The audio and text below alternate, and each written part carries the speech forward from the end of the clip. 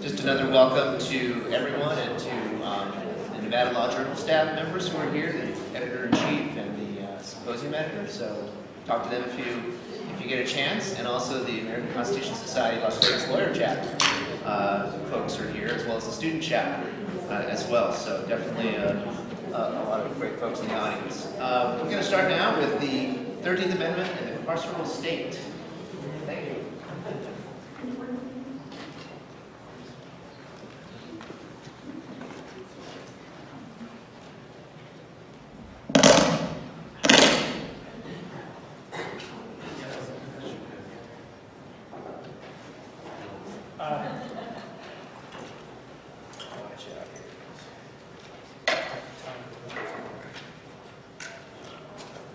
I want to thank Ruben again. This is great. I also want to shout out to Charlotte Garden, who may not be in. Yeah, there she is. She did the lion's share of the leadership of organizing the 13th Amendment Sesquicentennial Symposium at Seattle a couple of years ago that kind of got this project off the ground. This is the first one. And that was important.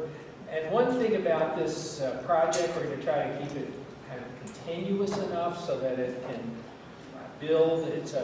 As academic gatherings go, it's seemed to me that it's a relatively focused kind of effort. That is, you often go to conferences and people just present whatever they're working on under whatever heading there happens to be, and generally this kind of gathering has stayed pretty much on mission.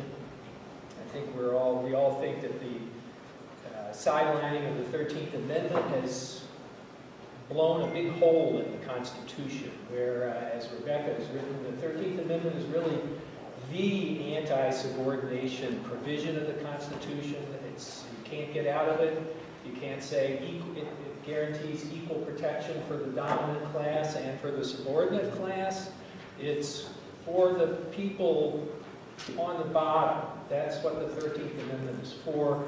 And missing that influences interpretation under every other provision of the Constitution. It should be infusing the whole thing, and if the Reconstruction Congress was a constitutional convention, that's the core theme of that convention is anti-subordination. That's what it was all about.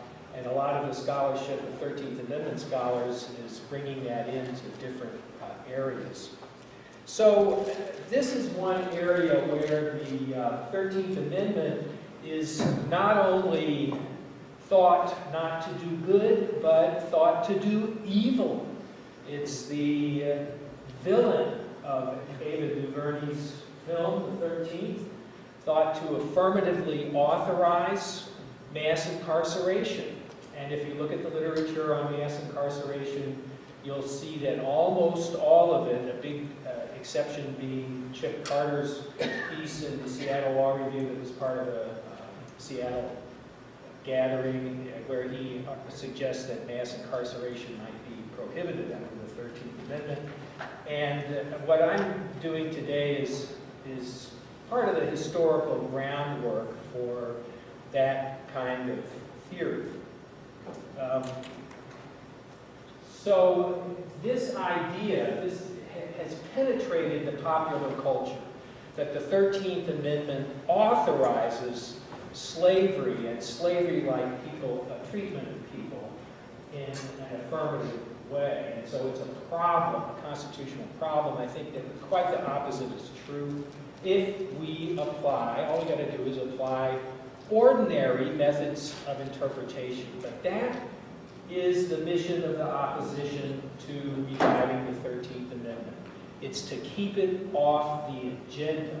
And so you get incredibly denigrating comments from people when you try to raise 13th Amendment arguments. My favorite is Judge Posner's response to a 13th Amendment claim by prisoners. I won't go into the detail, but in the course of his opinion, he manages, it's an extraordinary piling on of insults to anybody who could conceivably think that the 13th Amendment applied to that situation in which prisoners were being forced to work for no pay for the private property, private profit of a private prisoner. Absolutely outrageous. And he has to say it several times, of course, in his opinion, because if you get it onto the agenda, then all of a sudden it's a train that might be hard to stop. Here's the 38th Congress. I couldn't find a picture like this in the 39th.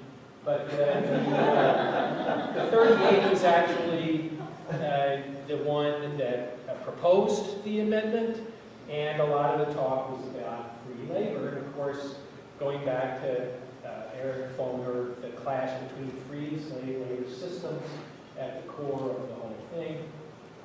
So if we go back, while today the 13th Amendment is thought to be evil and to authorize mass incarceration, and also more immediately at the time, convict leasing.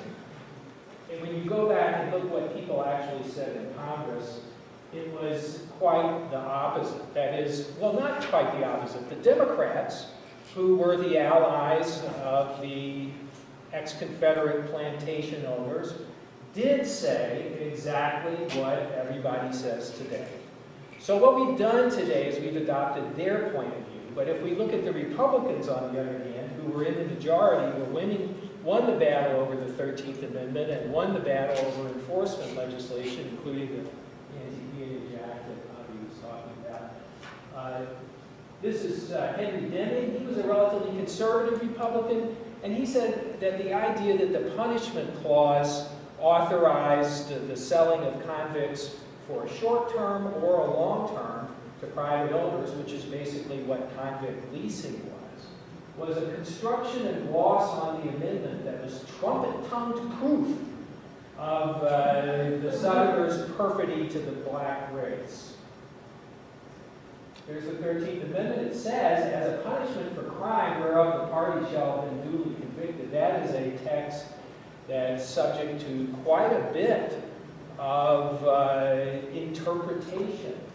Is it really as a punishment for crime, or is it really to get a flow of unfree labor going to the former plantation owners and other owners of property in the southern states? Thaddeus Stevens. So one strand, the Deming strand, in which there are more than one, there's several people who say this is a wrong construction of the 13th Amendment punishment clause. And then there are others who kind of imply it a little less directly. Under the pretense of the punishment clause, they're selling convicts. They're establishing a system of slavery under the pretense of selling these men as vagrants, blah, blah, blah. Okay, so that's because this is a 10-minute presentation. Oh, just now. So back to the text of the amendment. And what is the 39th Congress going to do with this? How are they going to enforce their view of the punishment clause? Well, at first, this is before we get to Casson, at first, the first effort to control this was the Civil Rights Act of 1866, which said that nobody could receive a punishment that was any different from the punishment that was received by a white person. So the first attempt to deal with the punishment clause was to finesse exactly what the punishment clause exempted, and simply figure that if you said everybody nobody could have a punishment greater than that given to a white person, that would solve the problem, because the southern states would be unwilling to impose this punishment on white people. Unfortunately, they were wrong about that. And the southern states were willing to impose convict leasing and other kinds of punishment on whites. And I have no evidence that this was happening at the time. But in any case, for whatever reason, after the Civil Rights Act was passed, about less than a year later, the Republicans in Congress said this isn't working and we need to consider further measures, and they started to consider race-neutral measures. But let me just say, as to convict leasing, there was a minority of whites that varied from state to state and locality to locality that were subject to convict leasing, enough to knock it out of the 14th Amendment, where the standard was virtually impossible to prove discrimination unless it was on the face of the statute. So this is Adam Kasson of Iowa, a radical. By the way, this is a time in our history when the leaders in Congress treasured the name radical and accused each other of not being radical enough when they failed to carry through the full agenda. So Kasson came up with a resolution that purported to interpret the 13th Amendment, and he came up with a number of indicators, specific indicators of what would be required, what this clause allowed and didn't allow. And he said, you've got to have forced labor has to be in direct execution of a sentence imposing a definite penalty according to law.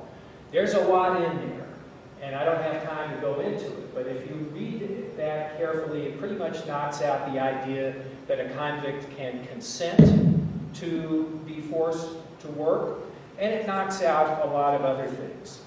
The next one, which was the most damning and clear and easiest to prove, was he said it must be under the immediate control of officers of the law. And then when he was actually, this is the language of the resolution. Under the immediate control of officers of the law and according to the usual course thereof, to the exclusion of all unofficial control of the person so held in servitude. Very clear on the face of this resolution. Lest we get too excited, the resolution didn't pass, not because of disagreement on the merits, but because of tactical considerations. And there were other things in Kasson's approach. What do I got? Okay, so we have a lot of good books on convict leasing, and all I'm going to say now is that convict... I guess the one thing I will say about those slides is just that convict leasing, people want to say, they want to put slavery into the past, and so convict leasing is often associated with agriculture, but it was the core of industrial development in the South, railroads and coal mining, and the coal mines being owned by steel corporations, some of the northern steel corporations. Convict leasing was absolutely central to this. The 14th Amendment was working a little bit, as you can see on the right here. This attack on convict leasing is highlighting a white convict laborer, and although there were very few, of course, anybody who was trying to oppose convict leasing would focus on the whites, so that you could say the Equal Protection Clause was doing a little bit of its job of generality protecting. So convict leasing, the key theme for the Republicans in the 39th Congress was that profit, not punishment. The amendment says it's got to be for punishment, not for profit, but this was obviously for profit. Incredibly high death rates, high rates of escape. You're never going to have people escaping if you're really trying to do anything penological. The flow of convicts determined by demand for labor, not crime rates. Severity of punishment determined by profit, not severity of crime. I mean, the level of brutality, it's whether you kept up with the fastest worker, not whether you were a murderer or whether you stole a pig. And also the length of term, that is, length of term completely disproportionate to the crimes that were committed. Coming into this, looking at this, the Republicans, I've already done that. Okay, so mass incarceration, what have we got? What's similar about it? And I won't go through these things. Mass incarceration is similar and different, and it's for profit, not punishment, only to a certain extent. That is, today it's not driven by the need for labor. It was the need for labor that drove convict leasing. But social control, as Lee says in her paper, more than labor at first glance. But this kind of social control has a real tight labor dimension, and that is the less eligibility, which you should always let her under commentator. Ahmed wrote an article about less eligibility that changed my view of this. And so this is less eligibility. Two main principles: the workhouse test, no poor relief outside of the workhouse. That's to make sure nobody gets any help outside the workhouse, and then once you get them in, the condition of the pauper in the workhouse must be lower than the poorest independent laborer, otherwise nobody's going to want to work, or more importantly, nobody's going to want to accept whatever terms are imposed at the bottom of the labor market. And at least one Republican in the 39th Congress specifically attacked the practice of convict effectively leasing. The term hadn't arisen yet on that basis. So today, what do you have? You cut social services, you cut social, there's a million things. You accept high rates of unemployment with no government effort to ensure that anybody has an actual opportunity to get a job, and so you make sure nobody's getting any help outside, but they don't even have the option of getting a job, many people. And of course, then, and this is Ahmed's piece, you tolerate a level of violence in prison that is clearly, blatantly illegal, which was also the case with convict leasing. And that is what's going to drive people into accepting any kind of terms or conditions of employment. And just one final point, which is you could draw from the convict leasing experience, which at least one scholar has, the conclusion that the original meaning of the amendment actually permitted these horrendous things, because after all, convict leasing happened, started almost immediately right after the end of by 1866, some convict leasing had already started. During the Republican governments in the South, black legislators supported convict leasing in the early phase, but they very quickly learned its evils, and in 1874, South Carolina, still controlled by Republicans, got rid of convict leasing, but then came redemption, and convict leasing became an entirely different thing. Instead of a way of raising money to operate a bankrupt prison system, it became a system of labor under the Redeemers. And I would say that's not evidence for the original meaning of anything. And the scholar who says that convict leasing shows that the punishment clause authorizes horrendous practices is not taking into account what was said in the 39th Congress.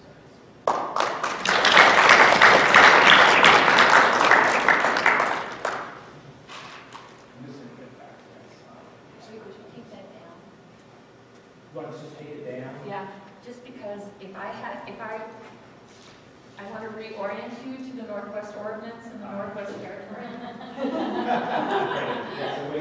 And I don't have a slide for that. That kind of looks like the Northwest.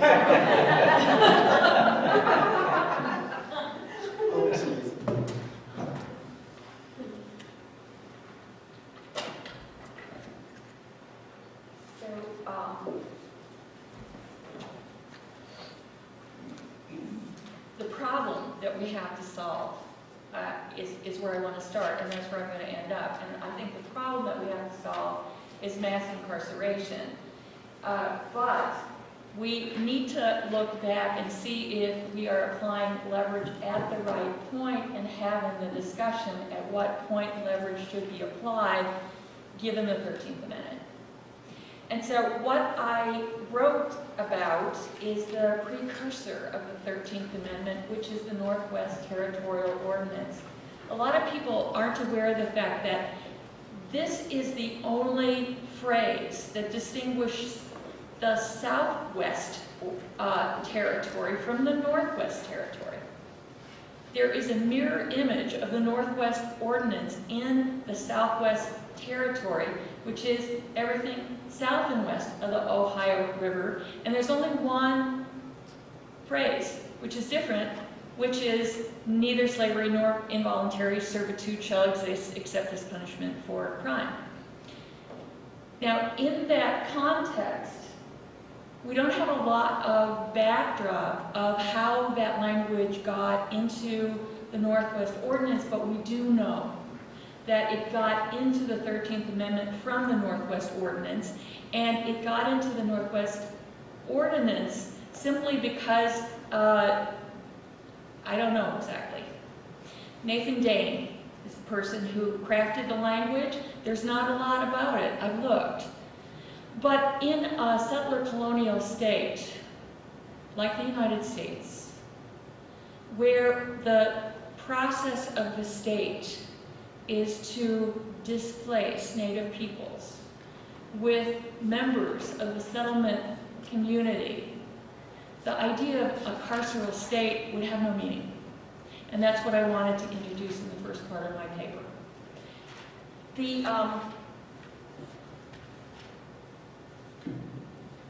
nature of settler colonialism is that labor is really expensive and land is really cheap. In that context, one might import laborers, but you don't do that if you have to feed and clothe them. And feeding and clothing the laborer that you're importing is a discouragement of importing labor along with the advance of the settler colonial state. That means that there's no way that in the Northwest Territory you can even have a prison for about the first 30 years of settlement. It's too expensive. If somebody is going to be guilty of a crime, even due process is expensive. And so what you see in actual practice, and I've been reading the territorial papers of the United States in order to get to this conclusion, is you see that more people say, let's get rid of this guy, let's have him move further west, anywhere but our town. Let's make it clear to him, he may have murdered somebody, he may have stolen a horse, that he's not welcome here. Rather than, we'll submit a due process procedure to a court of law with a jury and then convict him, we'll just have him leave. That's the primary punishment available in the Northwest Territory in the settler colonial state. Now there's a punishment to that because frequently this person has to find their own way back to some other settlement. And that's not necessarily easy to do. Wilderness is its own punishment in that instance. But the other strain that we see, and I went back to Blackstone's for this, is that the notion that you had as one of your punishment theories, hard labor, just is riven through. So subjecting a prisoner to punishment, except as punishment for crime, and making that person engage in involuntary servitude is not very surprising in a settlement colonial state, but it's way different than when you have a reconstructing nation after post-Civil War.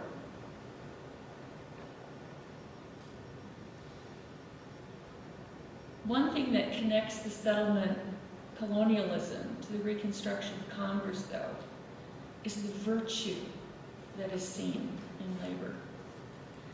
Labor is almost a sacrament, both for people on the frontier who pride themselves on how hard they worked.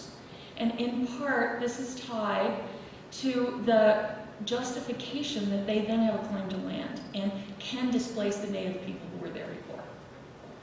They can show that by their hard work in this mini-Lockean notion, they're entitled to this land that they've just taken from the Native Americans. And so hard labor is a word that runs through the territorial papers of the United States, and it's less often associated with the Blackstonian a means of punishment than it's associated with, we're such good people. We work so hard. We subjected ourselves to hard labor. Now, it's this sort of a tribute to labor, which we also see in the Radical Republicans. They're esteeming the dignity of labor, that labor is a good thing. And so for the Radical Republicans, until they saw what the South was doing, and I'm not sure that they saw that until the first reports, maybe they should have seen it, but I don't think they saw it until the first reports from the Freedmen's Bureau. I don't think that they thought that this punishment was really going to be an expanding category, but soon after they get the reports, they see that this is a very expanding category in terms of creating another labor market in the South to substitute for the free labor market of slavery. One of the reasons that the Reconstruction Congress loved the 13th Amendment as much as they did is that they had a certain amnesia about it. They didn't realize that it was existing side by side with at least two forms of slavery, and definitely involuntary servitude. One was the salt mines of southern Illinois were susceptible to a rotation through of slaves who were set to mine salt 6 months at a time. If they stayed over 6 months, then they would be manumitted, which would mean that would be a cost to their owner. So the slaves would cycle in, they'd cycle out, usually from Kentucky. One form of slavery existing in the Northwest Territory. The second was domestic labor, and that's where Harriet Robinson Scott and Dred Scott come in. They're essentially slaves in the Northwest Territory, and they're brought there because it's so difficult to get domestics. It's so difficult to find domestic laborers, slaves are imported. The officials of the Northwest Territory are overlooking this because most of them have this kind of domestic servant. And there's very little enforcement. So another thing that twins the Northwest Territorial experience to post-Reconstruction is that there was no enforcement. And one scholar has actually expressed the opinion that people loved the Northwest Territorial Ordinance as much as they did because there was no enforcement. That in fact was one of its appeals.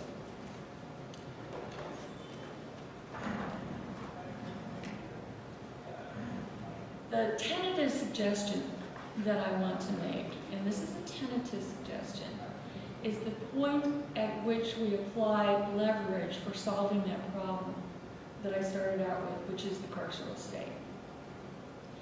And I can use some of the Northwest Territorial Ordinance experience for that. And that is that it strikes me that subjecting convicts to do work, even coercing them to do work, which is on the order of laundry in the facility, work in the kitchens, growing of food, probably shouldn't be seen as objectionable to the 13th Amendment. Certainly that would have been permissible on the frontier because everybody had to work to survive. And working to survive, if you're a convict in an institution, may include such things as taking your tray away after lunch, cleaning the trays, doing different forms of work, but then I'm not an expert on how it is that one should engage in policy on matters of prisons. The convict leasing, however, is it's just completely different. And to that extent, I'd like to go back to this notion that it's the primary sentences, clauses of the 13th Amendment which are directed to a social control of a people. And to this extent, I am in agreement with Chip Carter, and his work on mass incarceration. And if we look not at the work that prisoners are doing in prisons, but the numbers by which people are put in prisons, and they are predominantly African American, that's where I would like to see the leverage point for solving the problem of mass incarceration. Thank you.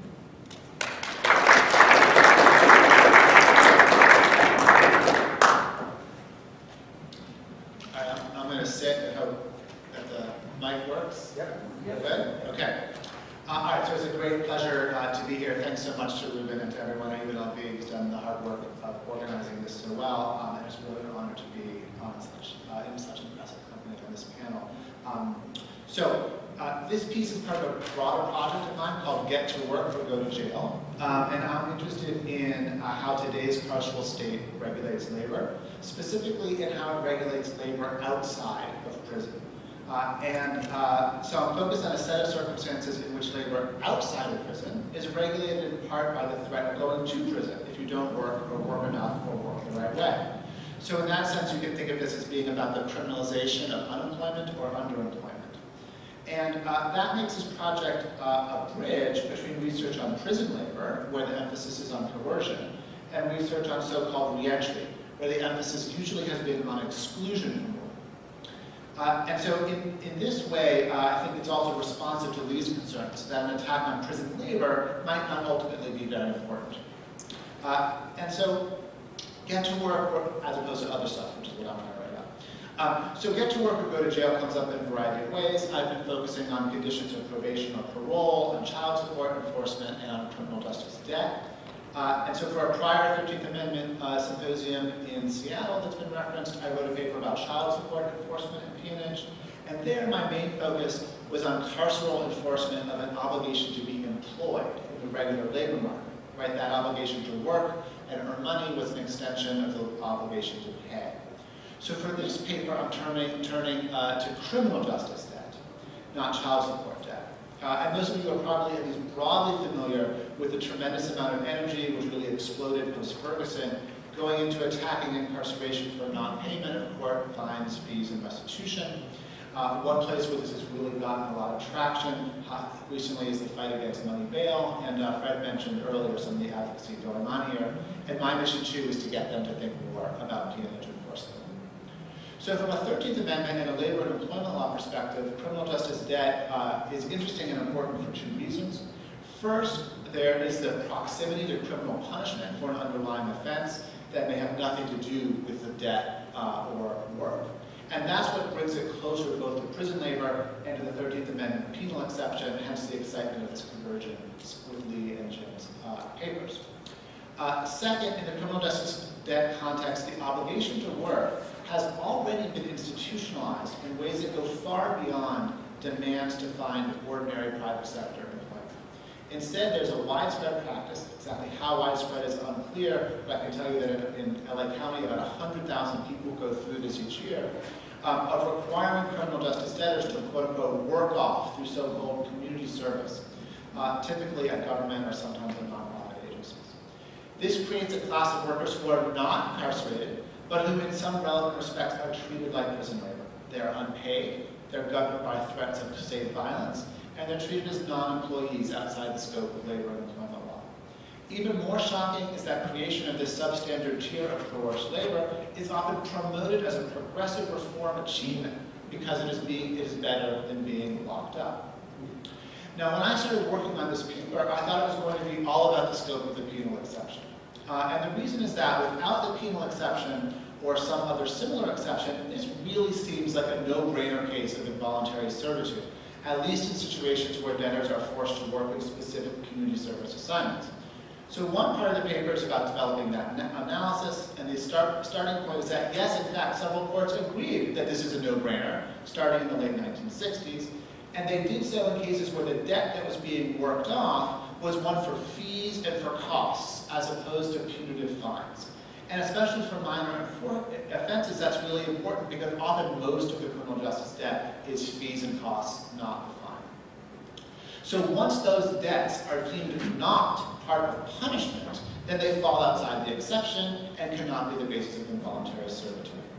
That analysis has been embraced by the Virginia Supreme Court in a 3-judge federal district court in the late 1960s, by the New Hampshire Supreme Court in the early 80s, and by the Ohio Supreme Court in 1990. Now, over that period, the factual context shifted. Initially, forced labor to work out a debt was done through prison labor, in prison, and so it merged with incarceration for debt. By the 1980s, this had transformed into the model community service regime in which forced labor occurs outside prison and indeed is conceptualized as an alternative to prison. So part of my story is about how this 13th Amendment attack on criminal justice debt was eclipsed by a 14th Amendment attack that is the primary area of legal action today. The 14th Amendment attack is one structured around the politics of personal responsibility and the separation of the undeserving from the deserving poor. The basic idea is that some people can't help it that they have no money, and it's unfair to lock them up just for that. Other people, in contrast, are poor because they're lazy, and for them, the Constitution requires no mercy. That idea is operationalized to the concept of ability to pay. As a substantive matter at the intersection of due process and the Equal Protection Clause, the Constitution forbids incarceration for non-payment if someone has no ability to pay. And as a procedural matter, courts must make an ability to pay determination prior to incarcerating someone for non-payment. Now, although the 14th and 13th Amendment analyses converge when forced labor to work off debt occurs through incarceration, they can diverge when forced labor occurs without incarceration, as it does today, in part in response to this 14th Amendment jurisprudence. So first, labor is not treated as a punishment itself, like incarceration. I think this goes to Lee's point, but rather as a way to make good on debt. Second, labor is built into the ability to pay concept. So asserting a right not to work is like asserting a right not to pay, and runs directly contrary to a personal responsibility analysis centered on individual helplessness. It turns out, though, that there is also a second problem with the 13th Amendment analysis, which is deeply related conceptually to this 14th Amendment problem. This one arises even when the penal exception does not apply. The same New Hampshire Supreme Court opinion that condemns forced labor to work off criminal justice debt other than fines then turns and gives the state an easy out, again, even if there's not a fine. It says, look, if you just recategorize participation in these work programs as conditions of probation, then there's no problem enforcing them as threats of incarceration via probation revocation. Now, although the courts haven't developed this very fully, I think the underlying idea goes back to issues of voluntariness and choice that link the 13th Amendment to the 14th Amendment analysis. Once conviction for a crime makes you eligible for a sentence of incarceration, then anything above that baseline looks like a benefit to the defendant. Thus, defendants can be put to a choice: work off your debt while free on probation, or serve the jail sentence to which you are already exposed. If you choose work, it's a choice, it's voluntary. If you choose incarceration, it's not legally attributable to non-work, but to the underlying offense of conviction. That's why you're being incarcerated. Now, I was fascinated to see in Jim's paper that this issue of direct sentences to work versus making slavery an alternative to execution or brutal incarceration was already on the mind of the Reconstruction Congress.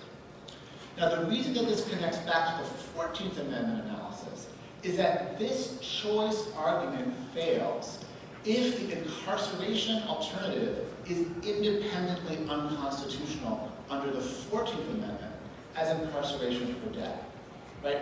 In that case, it's not a legally cognizable choice because it's independently prohibited by the 14th Amendment. But if the 14th Amendment analysis says that you have an ability to pay as long as you have an ability to work, and then you refuse to work, then the 14th Amendment permits incarceration, and so it becomes a 13th Amendment choice whether to avoid that incarceration with work. A little bit complicated. So I think that ultimately, there's no way to treat the 13th and 14th Amendments as alternative lines of analysis, which is originally how I thought about this. Instead, I think it will be necessary to tackle the equation of ability to pay with ability to work. And I think a plausible way to get traction on this, and this is I'm just starting to think about, is via how to get traction on this through the 13th Amendment is through the idea of labor standards. And the thought is that at a minimum, the kind of work that you can be expected to do in order to pay is work that would be independently permissible for someone who wasn't already facing criminal justice debt. Right? In other words, you can't bootstrap a criminal justice debt obligation into a way of legally legitimating unpaid community service that falls outside of labor and employment law, which would be prohibited in the absence of the criminal context. I think this converges nicely with some of Lee's arguments in her paper about work done by criminal defendants, quote, according to ordinary standards, unquote, for non-incarcerated workers. I think it also resonates with Rubin's paper later today about the 13th Amendment and minimum wage exceptions. And I'll let Ahmed connect this to a less eligibility problem if he wants to. And stop him.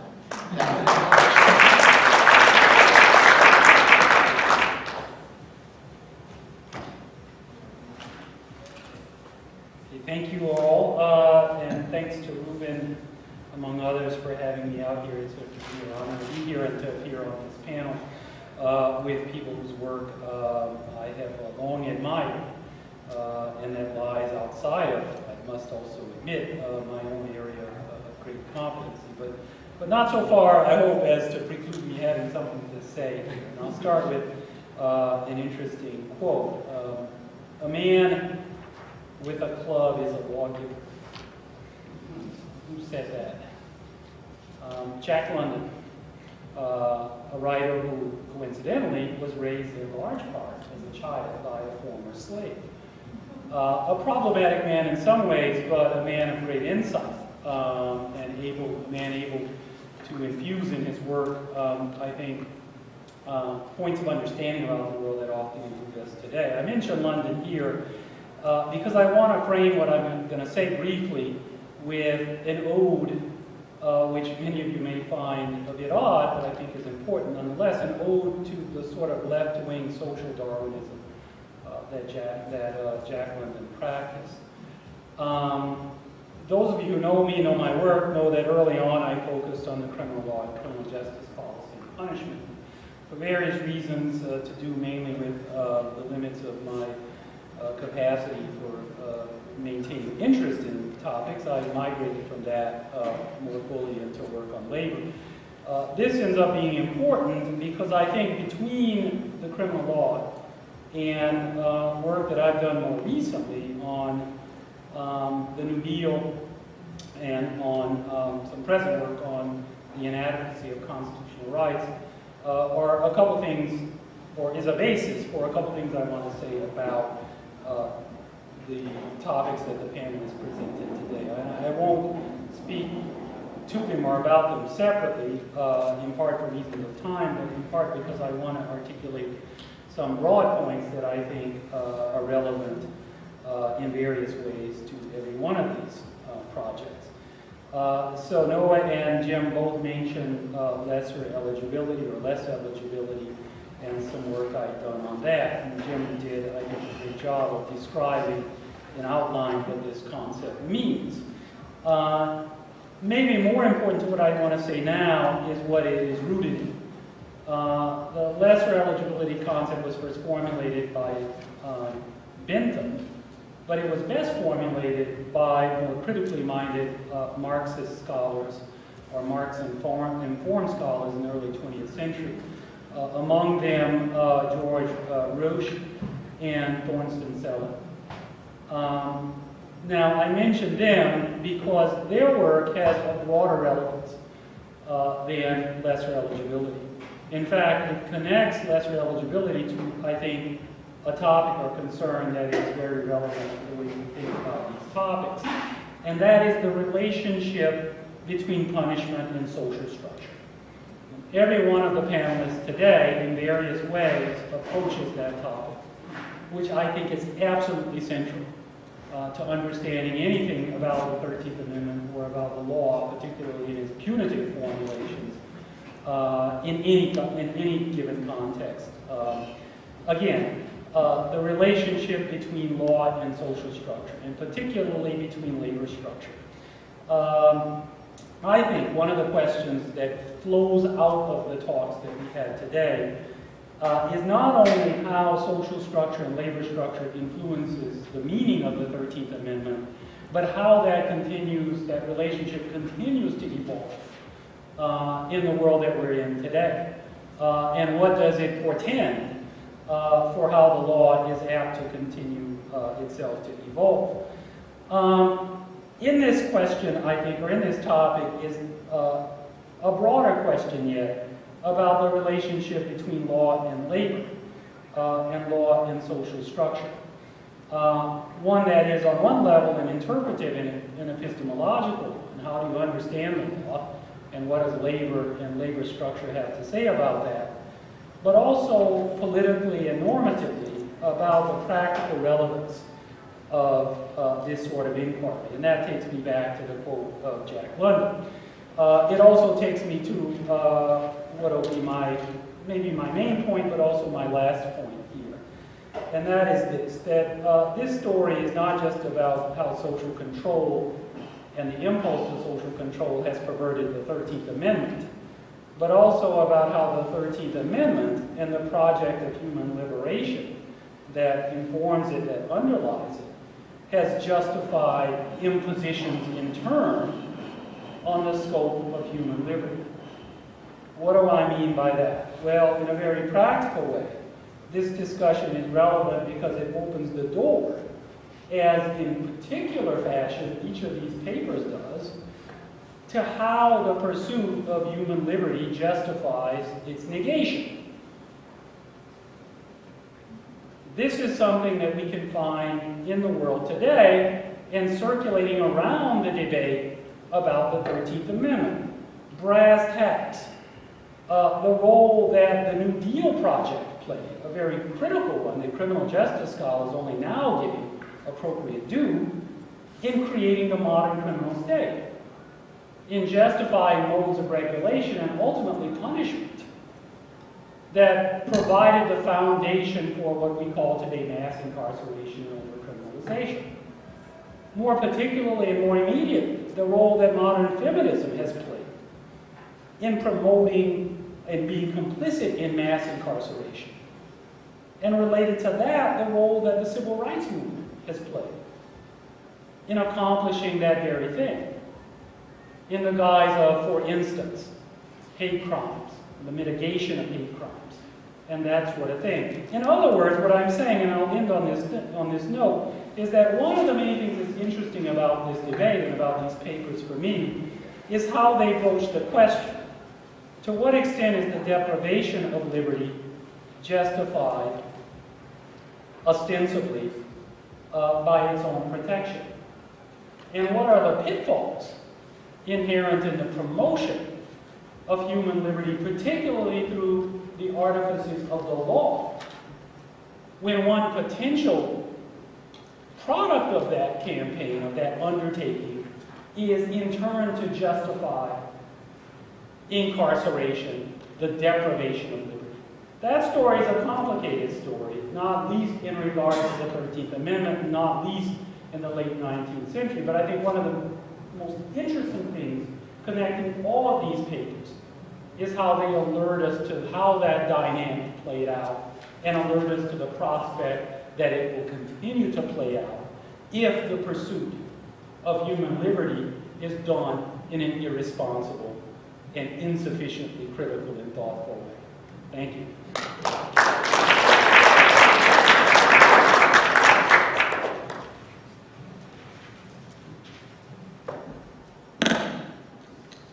Never think of myself as short, but I feel a little short.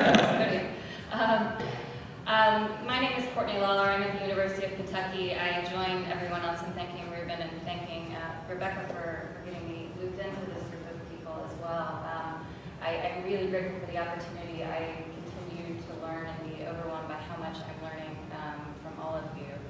And I want to just, I'm going to take the pictures in turn, but I want to just give you a little bit of information about where I'm coming from, because I am a relative novice to this area of the law. And I approach it from a criminal justice perspective, from a criminal scholar, criminal procedure scholar. And one of the things that struck me reading all of the scholarship, and just as I've continued to start learning about this area over the last year or two, is how little the public seems to know about how much the 13th Amendment plays into this, right? I mean, it seems so clear that we have been using, since at least the time of the 13th Amendment's passage, you know, we've had a very concrete approach to criminalize African Americans in this country, right? And it's been very systematic and intentional, and it's been intentional for 150 years. And so the fact that that is not part of our public dialogue, I think, is fairly striking. And I am a late comer to this, but I am grateful for all of you for continuing to engage that, because I think that it's a really important part of the conversation we need to be having. And so I want to start with regard to Jim Pope's article. So along those lines, it's sort of incredible to read the contemporaneous comments of many of the 39 Congress members and realize that regardless of the intent, they had some awareness very quickly as to what was going on, right? They knew that the vagrancy laws were going to be used to systematically lock up black men in a new version of slavery. They knew the states would take the punishment clauses, license to sell, black men in terms of slavery, and they knew states would use the clause to provide employers with unpaid labor in new iterations of slavery, right? And as you discuss in the paper, some legislators took some steps to try and curtail it, but mostly they allowed it to happen, right? And we obviously see the implications of that still today. And one of the things I think that's really interesting, one of the questions that you raise, is why, in light of the well-documented history of arguments that would allow the 13th Amendment punishment clause to be interpreted more narrowly than it was by the southern states, why more litigation wasn't instigated, right, to try and challenge that, both at the time and now. I think it's a really compelling question. And you know that the arguments, you know, there's a couple of different things probably going on, right? One is that the people who are in a position to be implicated by them didn't necessarily have the knowledge or power to be able to challenge them. And I think that certainly played a role. But you still wonder why no other lawyers jumped in, as they did in some other circumstances, to try and challenge them in that instance. And I think that it also, what you have in your paper, frames some compelling arguments that we can still make today, despite the fact that that litigation didn't happen then. I think the litigation can still happen now. And there were a couple of things that I was particularly struck by. In the interest of time, I'm going to take two of them. But a couple of legal hooks that we could and I think should be using to employ the 13th Amendment as a manner to challenge the carceral state that we have now. And again, I think about it through the criminal law lens a little bit more. But the first is the argument, and even though, is it Cassin's resolution didn't pass, I think there are arguments inherent in what he's saying that you could read into the 13th Amendment quite clearly and use now, right? And you mentioned one of them, which is the argument that to fall within the punishment clause, the punitive servitude has to be under the immediate control of officers of the law to the exclusion of all unofficial control, right? Therefore, that slavery and involuntary servitude apply when we're talking about control by private individuals or entities. And I think in our era of increasingly privatized prisons, but also privatized probation, privatized parole, privatized collection of fees and fines, we should be making that 13th Amendment argument now, right? That that's prohibited by what's there in the 13th Amendment. And that after, you know, when we have so many people under the supervision of for-profit companies who are concerned with primarily their bottom line and not really peniological goals, we really are supplying a private labor market, right, in many ways. And that seems to fall within the description I think that was contemplated. So I think we have a really ripe area to make that argument now. And I think, as has been mentioned, I think that also might address some of Lee Vandervelde's arguments that there might be another way of indirectly undermining the capitalization of our correctional system, right? And then one of the other arguments that struck me sort of most strongly was the argument involving disproportionate sentences, right? And that these days, obviously, we see disproportionate sentences in the context of mandatory minimums. We see them in the context of three strikes laws and punishments that seem to be unduly harsh for the crime that's allegedly committed. And as you point out, during the 39th Congress, Casson was arguing that if the harsh punishment of servitude was disproportionate to the low rate of crime, then it exceeded the scope of the punishment clause. And to me, I think that's also a compelling argument. We hang our hat on the 8th Amendment excessive punishment kind of clause, but maybe we have an argument we need to be making under the 13th Amendment as well, because obviously we haven't fared particularly well under the 8th Amendment, right? And so maybe that's something that we might be considering, to challenge mandatory minimum sentences, to challenge three-strike laws, to challenge other punishments that seem strikingly disproportionate to the crime that's committed. One other thing that briefly I just want to address about that you raised in your piece, and that it's something just that I've been thinking a lot about in the context of the current opioid epidemic, is the issue of the losing of privilege of whiteness when you get involved with the criminal justice system. And I don't know that it's come up that, in my experience, I don't think it's something we've thought a lot about, and I don't really know how it plays out, but it's something that I was intrigued to see that people felt that way at the time, right? That if you got involved in this sort of system of slave, or I guess it wasn't exactly slave, but involuntary servitude, right, in the Reconstruction era, that in the convict leasing system, that there was this idea that you lost the privilege of whiteness, and I wonder if that's something we also need to be thinking a little more about in the criminal justice area. But I think that you also provide other legal books, and I definitely encourage those of you who didn't get a chance to read it to look, because I think those legal books, especially for those of you who are litigators or who are closely in touch with litigators, that there are some compelling legal books that we can be using to challenge the 13th Amendment there. Okay, sorry, I have this in a different order, so let me switch around to my comments for today's paper.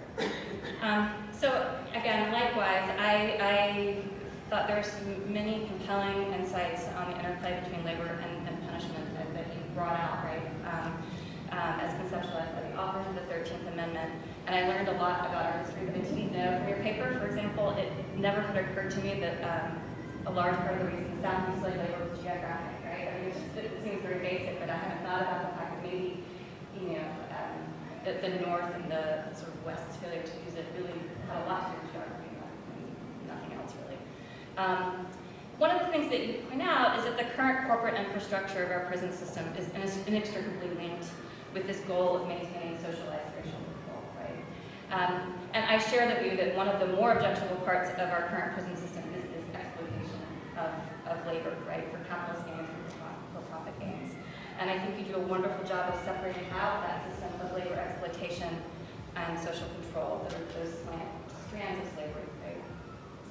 But I do wonder, and Jim noted this sort of tight relationship between the two in his talk, and I wonder if they're separable. So I think you do separate them out, but I do wonder if they're separable. And if the 13th Amendment is re-envisioned as only addressing labor exploitation, can it be used, you're sort of making the argument that it can be used, therefore, as a way to dismantle social control. And I'm optimistic that that's the case, but I still keep wondering, I'm grappling with whether I really think those two things are completely separable or not, and if you can really unintertwine them, I guess, or unpull them from one another. I think the other question, or one other question I had, is that I felt like a lot of your argument turned on the extent of the people who sort of had looked at the 13th Amendment, although, as you know, there's not a lot of information about it. But that you definitely say that the punishment clause was never intended to support either the convict leasing system that we have, right, or our current carceral state, or the disproportionate incarceration of African Americans that we see. But I guess I'm totally scarred by our 14th Amendment jurisprudence, where I get very nervous if I'm focusing on the intent when I feel like it's the effects that I think the intent definitely bears on it, and I think that they're fairly inseparable a lot of times, but I get nervous when we focus fully on intent, because we've seen it go so wrong, and from my perspective, in the 14th Amendment. So that's just something I also was grappling with. And then finally, the other thing that I was thinking a lot about related to your tentative proposal is that I think I struggle with the idea of forced labor as sort of a constitutional requirement. So as appealing as I think it is to have people who are incarcerated, taking care of themselves in a very fundamental way. And we see, you guys, I don't know how familiar you are with the prison system in Norway, for example, because the Scandinavian system is upheld as this very idyllic sort of system, and in many ways it is. And part of it is that people have in their prison facilities they make their dinner each night together as a unit. And so there's, they are able to kind of wander the grounds, they're able to do things that one does in daily life, with the idea that that's going to much more prepare people to come back into society in a way very, very different than what we see in our own prison system. So I can see the appeal of that, but I think that I get very nervous about feeling like someone is required to work on top of their sentence of incarceration along the lines of some of the stuff that Professor Dutz raises in his book, his article. And I guess I am nervous about the idea of requiring somebody to work on top of a period of incarceration, even if it's doing something as simple as cooking their own meals or cleaning their own clothes. And so that's something, I guess I would the compulsion to work, I think, is what I struggle with in that. And so it's something I would just encourage it to think through a little bit, and also on a practical level, how that would play out. But again, the proposal that you have to return the 13th Amendment to its original purpose, which removes the exploitation of labor, I think, again, is very compelling. I look forward to seeing more from you go with that. I think the idea that we can use it to eliminate some sort of social control that we have now gives me lots of hope. And then finally, sorry, I'm all okay with that. Finally, with regard to Noah Zatz's article, all three of the works, one of the other things that I learned is how intricately connected the 13th Amendment and the 14th Amendment are to one another. And the dovetailing of these two constitutional provisions is really eye-opening. Each of you discussed it in turn in your work. And I never had really envisioned the 14th Amendment as being a check on the 13th Amendment, which it seems like it really was sort of intended to be. And I get your article, I think, struck me in talking about that interplay, because I couldn't articulate, there's something that's been bothering me about my brain about the 14th Amendment analysis in terms of Bearden and the incarceration and willful failure to pay. And I think you articulated exactly what it is, right? Which is that it's this idea that it's the inability to pay is basically seen as being, it's only if you're unable to work, right? That if you have an ability to work, then you should have an ability to pay, right? And I think that's really a troubling implication, and I think it's a really important work that you're doing in terms of bringing that out.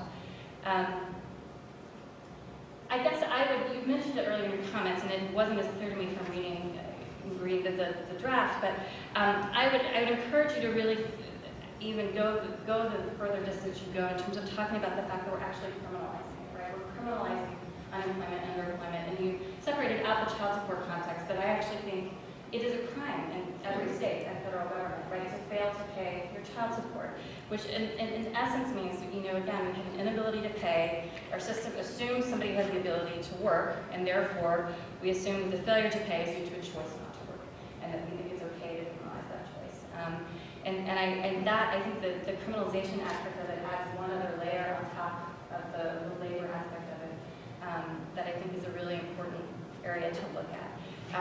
And I think related to the issue of choice, as you say, choice is not always a choice. I think part of what's so troubling is the choice not to work often is not a choice, right, as we know.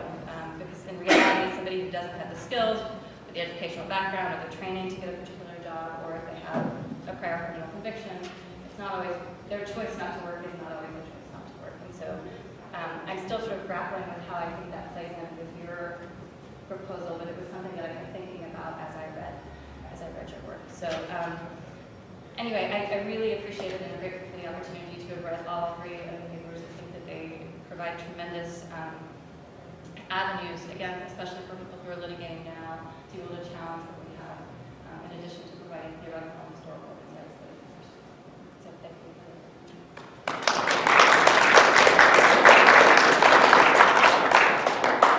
Well, once again, so we are going to try to take a few questions at once and have a few responses at once. So we'll run around the room again with the mic.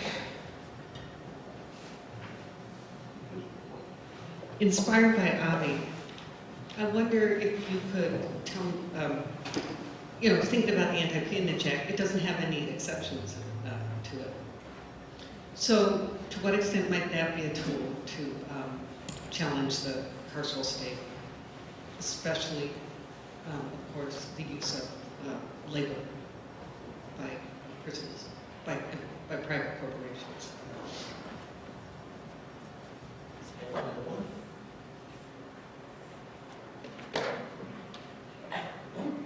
My question, I have a couple, but the first is for Noah, and it's around the recent cases in the last 3 or 4 years that have been filed. What has primarily come out of those cases by means of consent decrees and in preliminary injunctions is something that actually looks more akin to an indigency determination than some of these earlier cases. So I don't, when in these consent decrees, indigence means that you can't lock the person up for their failure to pay. And so I wonder, just as a practical matter, are you aware of cases in recent years? Because those are at least the ones that I'm aware of, and I'm aware of a lot of them, just through my work. So if you're aware of recent cases where there's that kind of inquiry into whether or not the person should have the ability to pay if they were to work hard enough, I'm really curious about those cases. And then the other question is just more generally with respect to this word punishment in the 13th Amendment. So there's so many other ways in which, or other provisions in which a punitive purpose matters. So, in the ex post facto clause, for example, we look to whether there's a punitive purpose. And I wonder if there's any purchase there with respect to that word punishment in the 13th Amendment, that to the extent that there's some other purpose going on that predominates, or in kind of the Arlington Heights sense, it's the motivating factor that, but for this something else that's not about punishment, that's about some other goal, maybe there's some there too, in terms of kind of this exemption and the scope of this exemption. That's just something that kind of just came to me that thought I'd put into the room.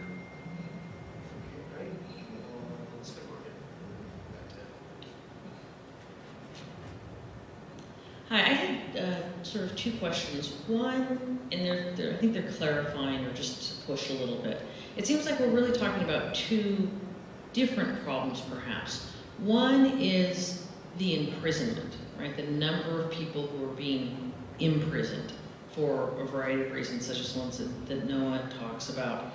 And then the other is, once they're there, their use of labor, use as labor. And I wonder to what extent, making that distinction is helpful. With regard to the use of labor, I want to push as to whether or not you're comfortable saying that the real problem is when the labor is being used for profit by private prisons, or whether or not there's still a problem when we've got prison labor by public prisons that might either be for the quote-unquote for the profit of the government, or just that's forced within that, and whether or not that's a distinction that gets you where you want.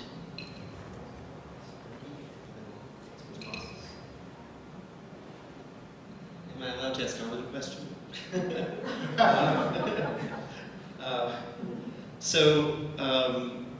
We had a lot of debates about the use of, or the advocacy that the state use criminal penalties against employers who cheat their workers.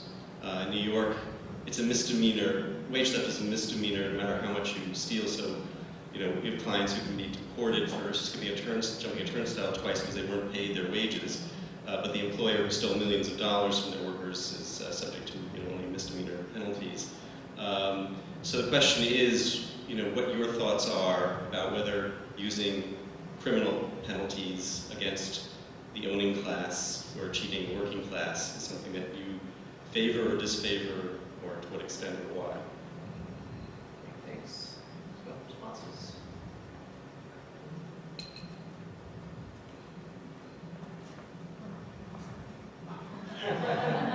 Try not to respond. My place to respond. But I would fair enough. I'll be very brief. I think what I tried to communicate in my comments, among other things, was a sort of syndicalist skepticism about a model that affords labor rights and protections through the offices of the state, and how that can go along. And obviously, we don't live in a world today where there's any real prospect of immediate redress justice by any means other than that. Since at the end of the day, everyone, behind everyone, is a man with a gun, not a club anymore, but a gun. And so I'll leave it at that, because these guys have much more to say. I'll take up Maria's question and relate it to something that Courtney said in the commentary. And that's that I think that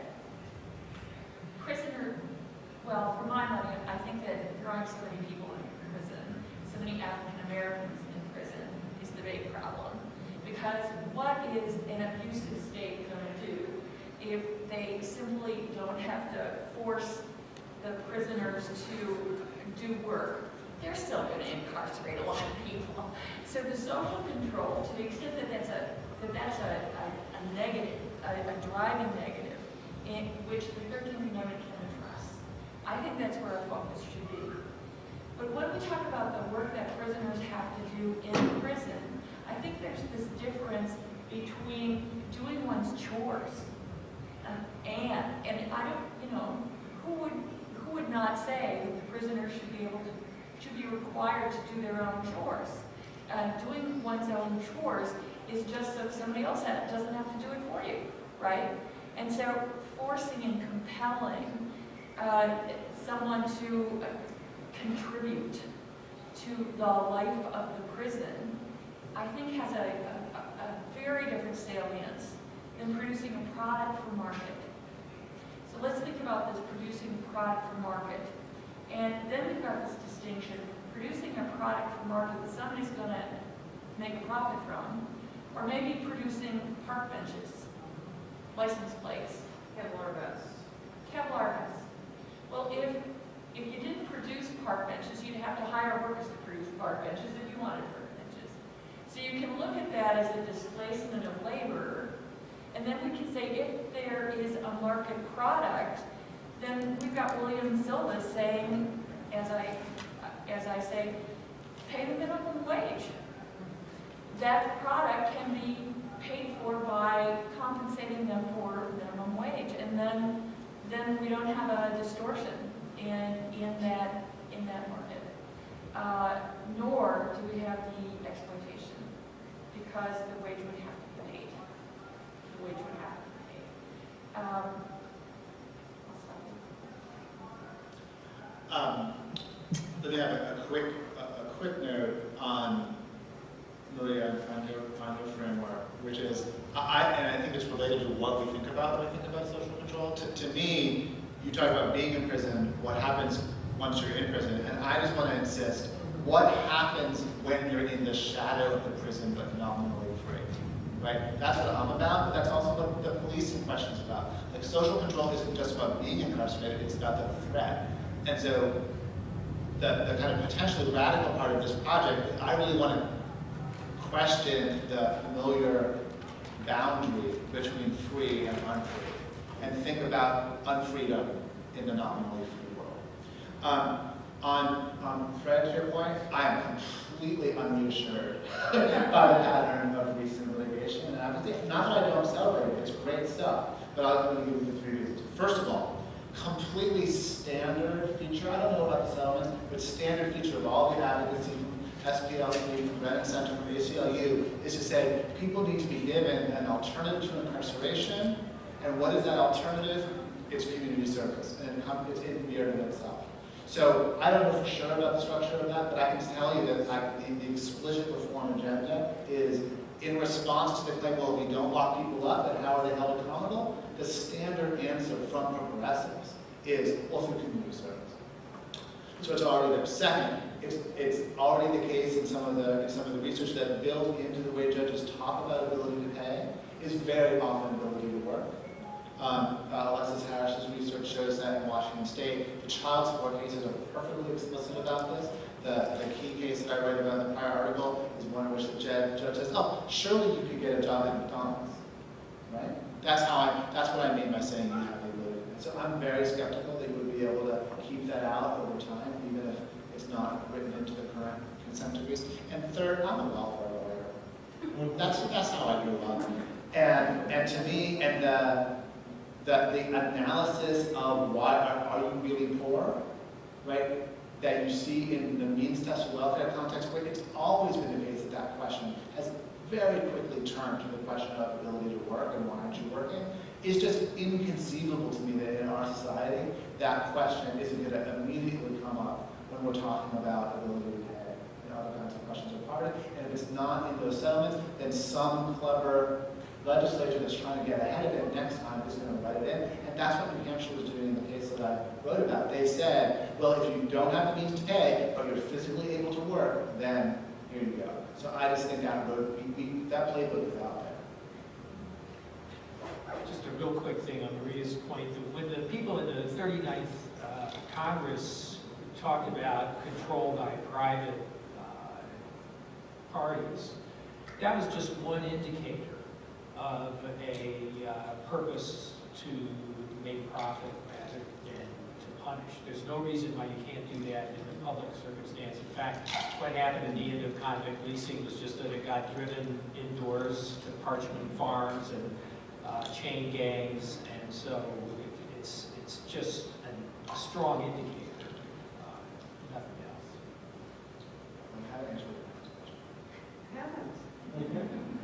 All right, I'll just quickly say, I'm not, maybe Ali can correct me. My reading of at least the existing jurisprudence of the Peonage Act just reads it so closely in tandem with the 13th Amendment that it's hard for me to imagine a case in which you said, well, notwithstanding the fact that this practice is perfectly constitutional under the 13th Amendment because of the penal exception, that nonetheless the Peonage Act, which was an attempt to, which was authorized under the 13th Amendment, forbids it because there's no exception there. I'm skeptical. Okay, so we have time for another round of questions, comments from the audience. I'm also a welfare lawyer. I'm thinking a lot about, these new, this Kentucky law that just, a proposal, I don't know if it wasn't enacted, requiring people to either work or do community service in order to receive Medicaid. The whole TANF requiring work or something related to work for nothing. I mean, pittance, right? With Medicaid, you're not even going to earn wages. You're just to get health care, you have to work. It seems like we're going backwards. Question mark. Yes.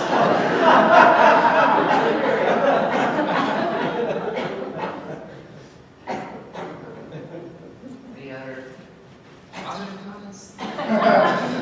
Uplifting comments? I just wanted to say something that I hadn't thought of before that the panelists said, some of the questions raised was the fact of using criminal law to do things like collect child support, to do community service. These are things like, I have a good friend who collects money from deadbeat dads. Never occurred to me until Noah's paper a few years ago that it could be a bad thing to really go after deadbeat dads. That actually it was a class thing, and then the whole inability to pay. And the same thing with community service. It sounds so good. It sounds so communal and so nice. That if this idea gets going, you've got to be careful and kind of figure out how to parse that out. I wanted to add something too, but it's on the carceral state. I wonder if anyone knows the extent to which convict leasing, privatization of prisons, the extent of that. I attended a conference called Historians Against Slavery. It meets every 2 years. It usually meets in Cincinnati, the home of the African American Liberation Underground Railroad Museum. Thank you.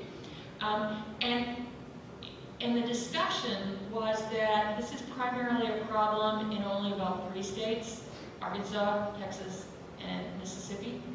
But I'm curious if anyone has information on whether this is a spreading phenomenon or whether it really is Texas, Arkansas, and Louisiana, where you have, I was told 90 to 95% of the usages of convicts for other people's profit. My sense is that it's much more widespread than that, and that also is moving out from just in what we're seeing reports and activism around is not just the prisons, but also now the ICE detention centers, where people are being put to work. Again, in privatized detention centers doing private work. And to follow up on there was analysis about, not the Seattle piece, but sort of one before where we talked about prisoners, they aren't part of the market, right? That's one of the reasons why I don't pay them. Some of the cases coming out of the detention folks is to say, well, you know what? They don't have the right to work here because they're undocumented, therefore they couldn't possibly be part of the market, therefore they can't be considered employees, and there's no reason they need to be given these employee rights. So I'm surprised that it's that limited, and I was telling Morgan, anybody who does 13-good work has started at least a prison labor piece at one point or another, and I've got a big trial on it. Yeah, the statistics I thought were much more wide-ranging than just these days. Question back here. Introduce yourself. Hello, I'm Amanda Ireland. I'm a litigator. I do medical malpractice defence, and I'm here to be inspired to do something else. And I did a law review note on the National Labor Relations Act and union laws, and I have many interests. But my contribution to this discussion is that when I was clerking, we had a case, and it just puzzled me in so many ways. But it was just a business dispute, and they tried to bring in trade secrets and non-compete and non-solicitation. But this deal, and this is what so much is wrong with this country now in labour, was the trade secret was using prison labour. So the idea that this is secret and not something that is commonly known, that's what they argued to the court. The labour that was involved in this enterprise was to stuff backpacks with essential items to give to poor children. So you think that would happen in a place like a Three Square, a food bank, or any undertaking that says, let's, and you don't want to just hand poor children food because then they feel poor. If you give them in a backpack, because consumer products are so cheap, we can buy all these backpacks from other poor children, like in the third world. So let's get our poor children, let's get all these backpacks that were sewn by slave children, and then get slave workers in prisons to assemble them to give to the slaves' children. And this was actually litigated in the 8th Judicial District Court. And these guys were all excited because they had deals, they had salaries, they were, it's arbitrage. But it's not a product that's making any lives better. They did some deal where they can supply backpacks and they get these items like, crackers and juice boxes. Colorado was the place where these prisons were. And they didn't want anyone to know that there are prisons and there's free labor. And they just got all these inputs. And they made a profit. So I couldn't believe I was reading this pleading and making recommendations. And no, it's not a trade secret. But what does this say about the world? So that was just my contribution. Well, responses? Wow. If any? Yeah. Just wow. Well, wow for this panel, and thank you so much. And we're right on time, so we have an hour break and lunch outside, and enjoy. Sorry the weather isn't better for being outside, but there's a place to sit here and outside, so thank you.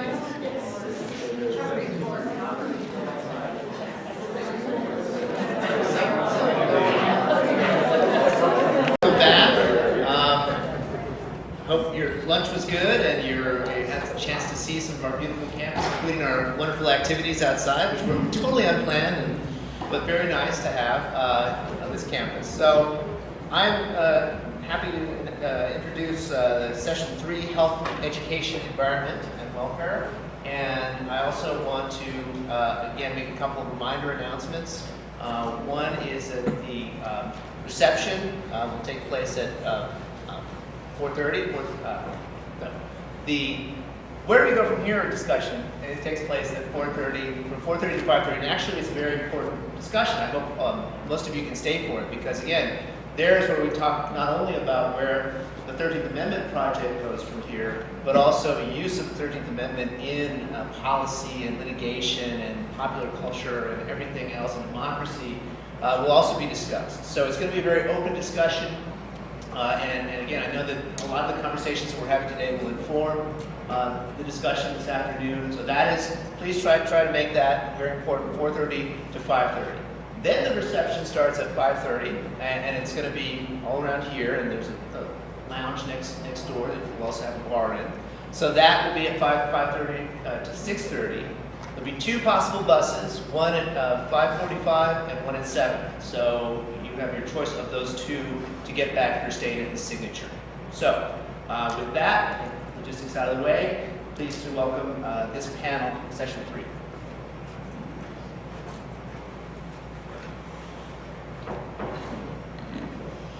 Good afternoon, everybody. I'm Matt Konar-Steenberg from Mitchell-Hamlin. I want to thank the program organizers for taking the chance and bringing me in today. I also want to thank all of you. I'm learning a tremendous amount just sitting and listening. And it's nice to be someplace warmer than Minneapolis. Even this is warmer than Minneapolis. All right, so what I want to do in my short time up here is talk, first of all, just say a little bit about environmental justice. What is it?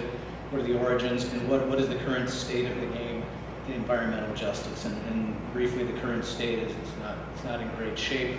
And I'm going to argue that's because early on a choice was made to attach that particular cart to the equal protection sort of discourse. And then to ask the question, would trying again under 13th Amendment discourse maybe generate some more positive results? So that's where I'd like to go with the presentation.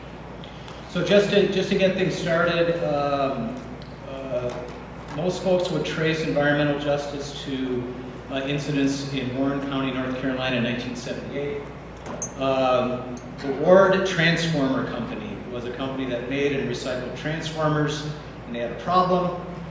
The problem was transformer oil, which is a great conductor, contains polychlorinated biphenyls, PCBs, cancer-causing agent, very expensive to dispose of. And so the company has a problem. How are we going to avoid these costs? They come up with a terrific solution, which is to fill up tanker trucks with the PCB oil, wait until the sun goes down, and then drive the rural back roads of North Carolina spraying the PCB oil into the county ditches, which is a very cost-effective mode of disposal until they get caught and there are criminal charges, people go to jail.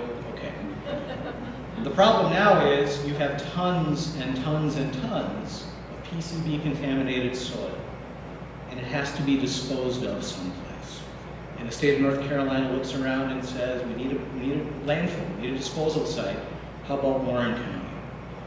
Warren County and the site that's selected is predominantly African American and Native American. And when the residents of the county learn of this, they resist. And they resist, as you can see from the photos here, using a lot of the tactics and modes and language of the civil rights movement. I mean, this, if I didn't have the PCB sign in there, right, this could be just about anything from 1963 forward, right? So they resist.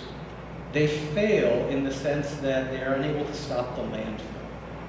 But they succeed in another sense. This protest is covered nationally, and environmental law scholars take note. Up to this point, environmental law discourse was really a choice between two flavors. It was a discourse based on rights, either the rights of humans to be free of environmental harm, or more controversially, the right of the planet itself, the ecocentric view, the right of nature to be free of contamination.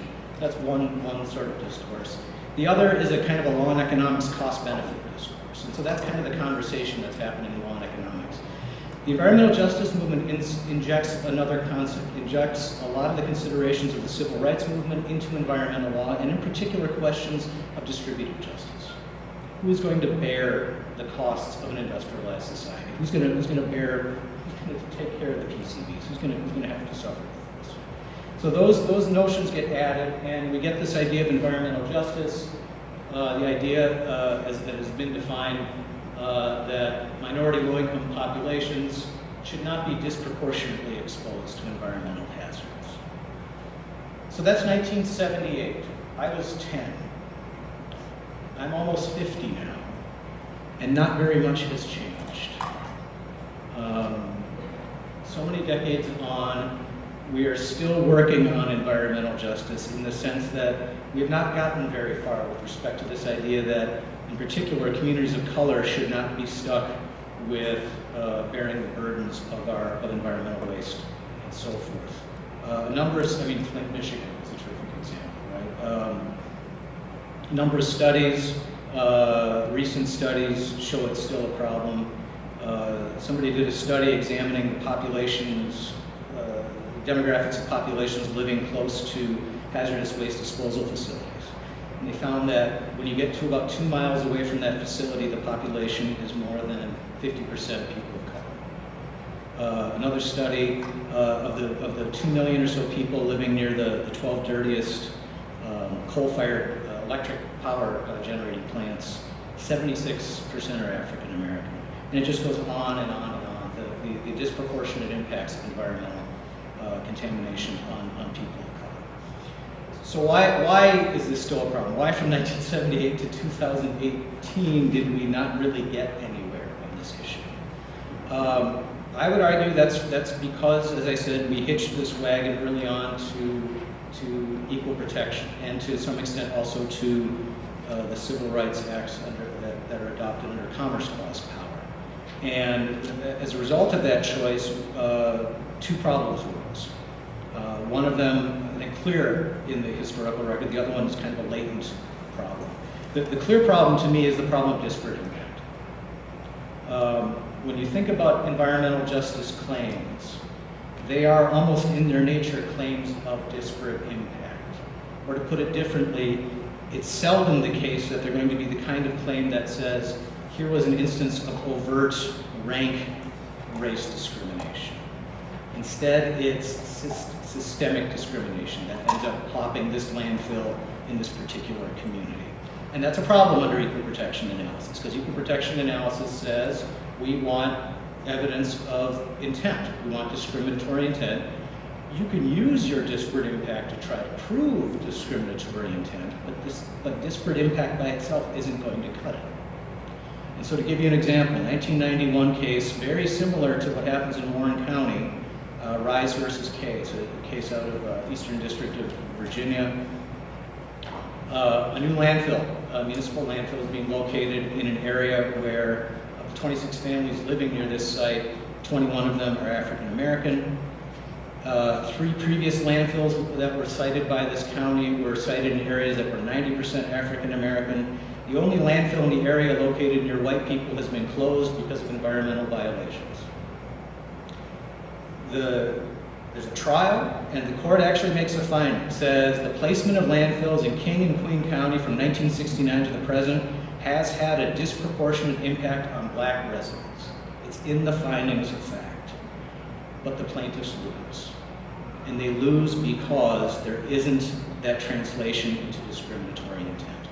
The court says, with respect to this particular landfill, it looks like the county did a good job, blah, blah, blah, blah, blah. So we can't make that connection. Similar kinds of problems have arisen under, for example, Title VI of the Civil Rights Act of 1964. The EPA created an administrative process to handle Title VI claims of environmental justice, of an environmental justice nature. 300 of those cases in front of EPA since 1993. According to the U.S. Commission on Civil Rights, not a single one has EPA ever found as they've ever ruled in favor of the complainants in 300 cases. And the reason for that is because EPA is gun shy of this disparate impact issue. It's concerned that if it finds yes, this was a violation, disparate impact, that it's just going to get reversed when it gets appealed to a federal court. So disparate impact is a big problem. The second problem that I think is lurking out there and hasn't yet surfaced, but it was mentioned a little bit today, is the problem of the City of Boerne case. And I think there was discussion earlier of City of Boerne. So City of Boerne is that opinion from the Justice Kennedy opinion, which I'm sure you're all familiar with. But basically, it's the opinion in which he says, when we're talking about the power to enforce under the 14th Amendment, Congress cannot independently define the meaning of equal protection. He says Congress does not enforce a right by changing what the right is. In this case, involved RFRA, the Religious Freedom Restoration Act, and Congress's attempt to try to re-explain what it might mean to protect free expression and so forth. Justice Kennedy says, no, we're not going to allow Congress to do that under the 14th Amendment, separation of powers concerns. Also federalism concerns. He says, really concerned about the notion of Congress being able to redefine rights in a way that's going to begin to affect and undermine state and local laws. He says, in the case of RFRA, its sweeping coverage ensures its intrusion at every level of government. Intrusion, a loaded term, I think. Displacing laws and prohibiting official actions of almost every description and regardless of subject matter. He says before Congress can legislate under this authority, we have to know that there's, this is so Justice Kennedy. We need to know that what Congress is doing is proportional and congruent. Everybody clear on proportional and congruent.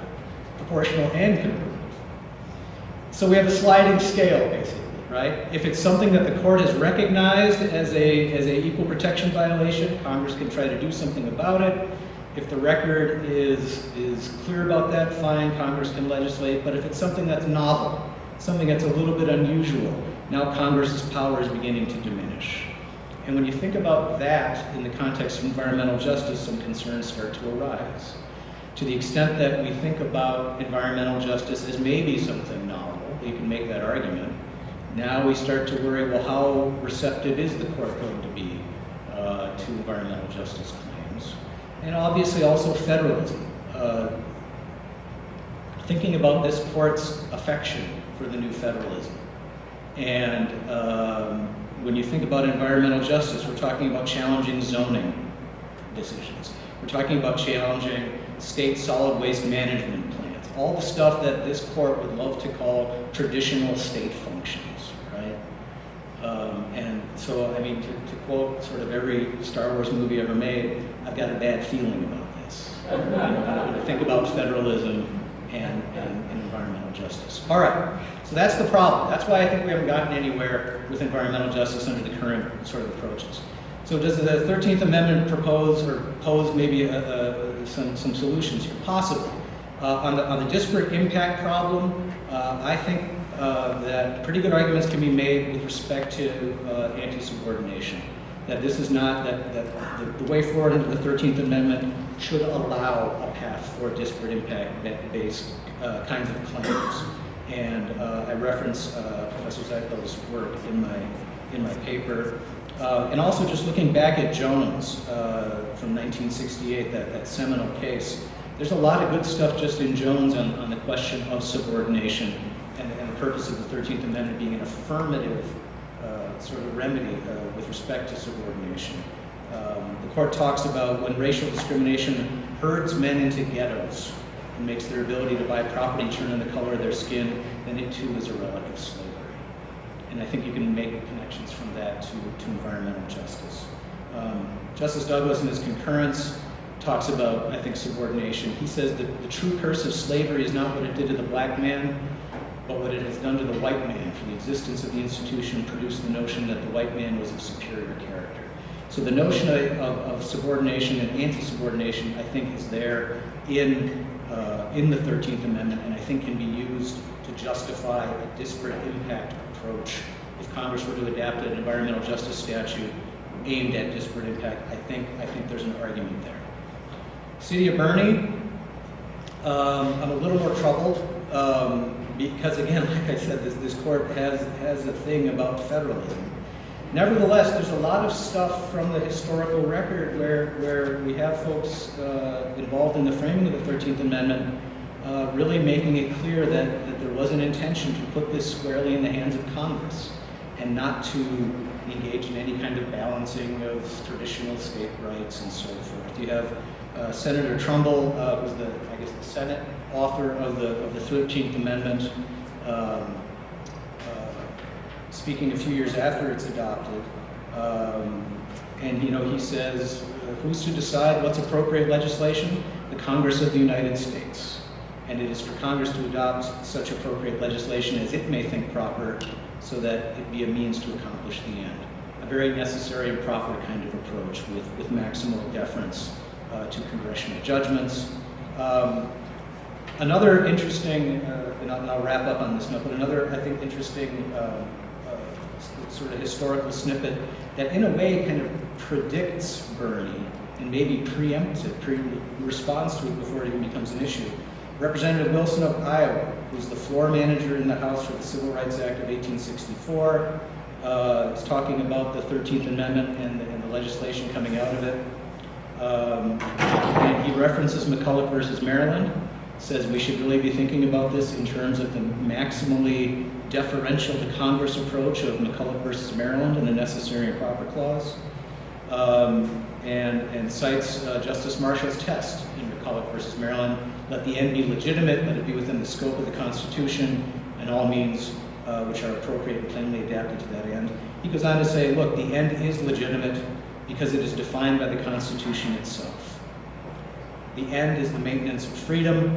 A man who enjoys the civil rights mentioned in this bill cannot be reduced to slavery, and this settles the appropriateness of the measure and therefore settles its constitutionality. So very strong indication from the framers of this amendment that they did not want a Bernie-style disabling of Congress in this area. That they really did intend, I think, for Congress to have authority all the way to the limits of the necessary and proper clause to enforce. So those are my thoughts about this, and I would be grateful for feedback from you all who are much more learned in this topic than I on a couple of things. First of all, I think this argument probably gets stronger the more closely it can be linked to traditional disability with respect to property ownership, getting that property ownership hook in there, the disabling of slaves from the ability to own property, and then tracing that through as a badge and incident of slavery to now the fact that people who have to live in proximity to these kinds of landfills have their property injured in that sense. Also, more thoughts about the federalism issue. Like I said, the issue that gives me the heebie-jeebies here. So that's all I have. Thank you for your time. I appreciate your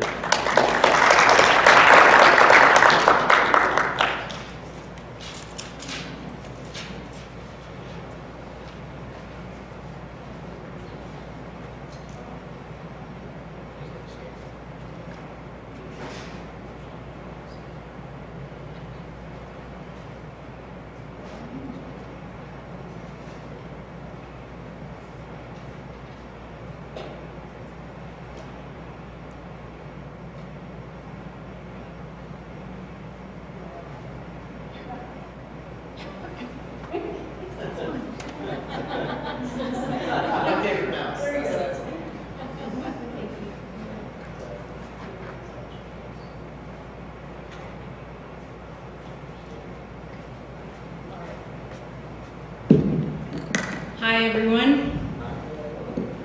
Thank you, Ruben, for your technology skills as well as your organizational skills.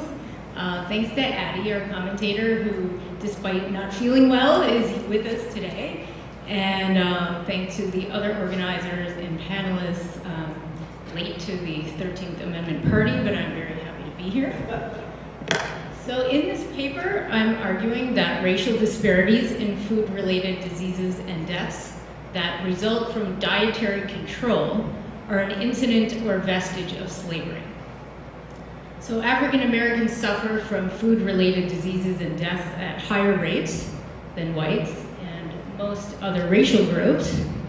And I have a bunch of slides illustrating this. So we've got high blood pressure, diabetes, strokes, life expectancy, cancer, diabetes, heart disease, strokes, obesity. More facts on obesity is related to heart attacks and strokes, hypertension, and diet has overtaken smoking as the leading cause of preventable deaths in the United States. So to the extent that these racial health disparities are a result of government policies, which I would argue they are completely, they are very hard to reduce or eliminate because of the very large influence of the food, agricultural, and pharmaceutical industries over law and policy. So that's pretty much out due to regulatory capture. Then there's the 14th Amendment, which Mehmet has done an excellent job of describing why that is also not a very good approach to solving this problem.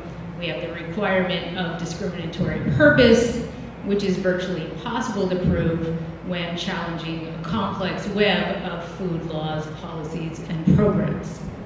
So I started thinking about the 13th Amendment as a more promising way to address the problem. It also has significant obstacles, though. First, the court has been reluctant to extend it beyond forced labor and involuntary servitude, even though we have the idea that it applies to badges and incidents of slavery as well, right? Vestiges and relics. And in Jones, also covered well, the court relied on the language to uphold Congress's authority to prohibit housing discrimination. But unfortunately, the case has been basically an outlier. Second, the court has been hesitant to use the 13th Amendment outside of the context of congressional action. So in the paper, I make two arguments. One is that the shift to welfare to work through the Personal Responsibility Act in 1996 contains provisions that violate the 13th Amendment. So temporary assistance for needy families was a new program, and it gave the states wide latitude to impose work requirements on program participants and sanctions when they didn't fulfill the requirements. The punitive nature of the program likely arose from common associations between Black women and welfare through this welfare queen stereotype. That's Linda Taylor, the original Ronald Reagan's welfare queen, and media overrepresentation of Black people in stories about welfare and poverty. Last year, Donald Trump, when discussing welfare benefits, expressed surprise that not all welfare recipients are Black, asking if they're not Black, what are they? So he was correct that African Americans are overrepresented in the program, so that its burdens do fall disproportionately on them, but the majority of participants are white. So TAMF's predecessor, AFDC, Aid to Families with Dependent Children, gave exemptions from work requirements for new mothers until a child turned 3 years old. Under TAMF, states can force mothers to go to work as soon as the baby is born, as 4 states do, after it turns 6 weeks old, or at any other time. So removing mothers from their infants makes breastfeeding impossible. Feeding on demand is necessary for a mother to maintain a supply of milk that matches the baby's needs. And although expressing or pumping milk at work is theoretically possible, the reality is that employers of low-wage workers don't provide their employees with what they need to do this, such as private spaces that are not bathrooms and paid breaks.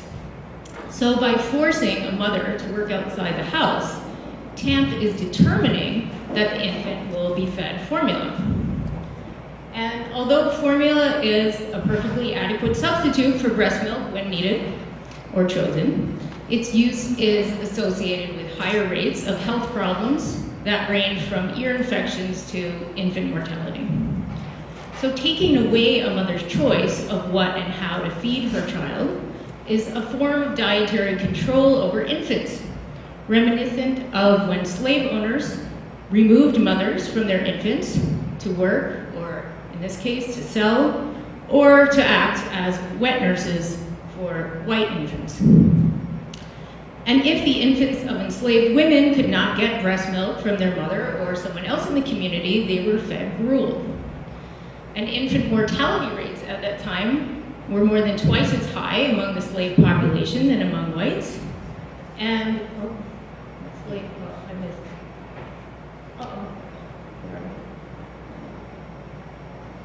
Okay, I'm going the wrong way. I had a slide where it was about infant mortality rates. Basically, they've been consistent since that time, 2.2 times as common in the Black community.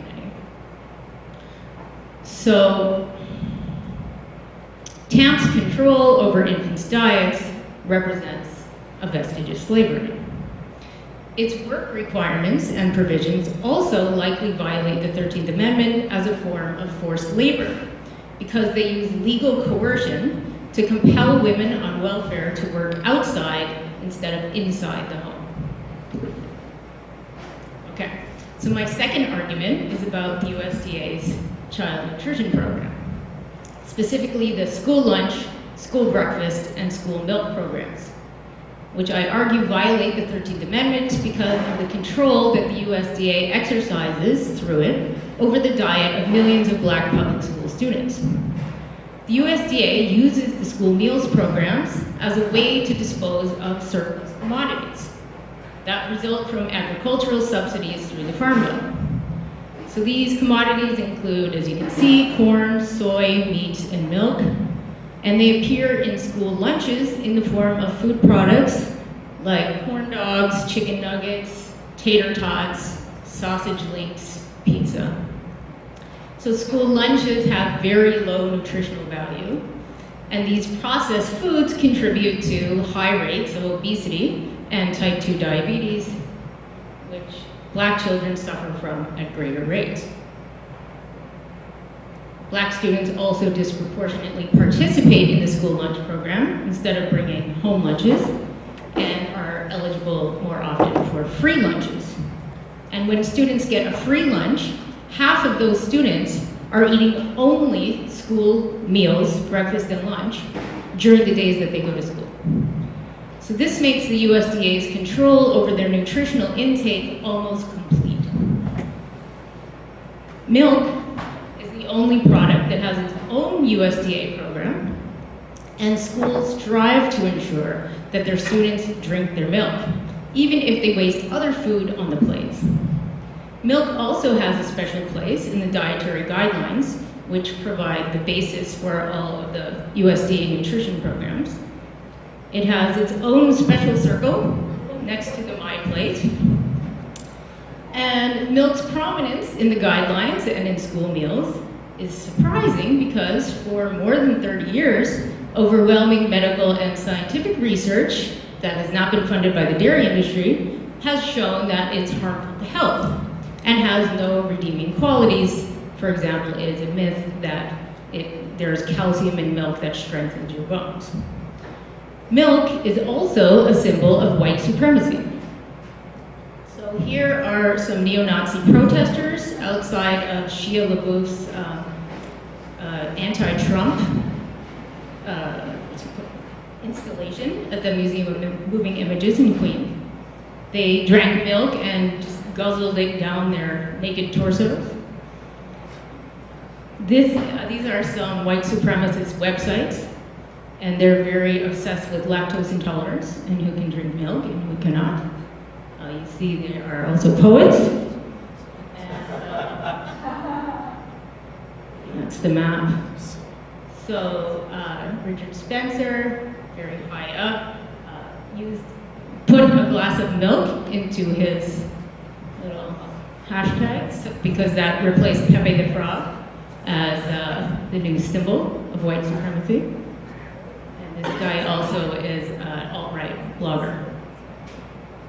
Get Out, which, if there's any justice in the world, will win an Oscar for Best Film tomorrow, There's a classic scene. If you have not seen the movie, I apologize, but has a white slave trader very coolly and slowly drinking a glass of milk.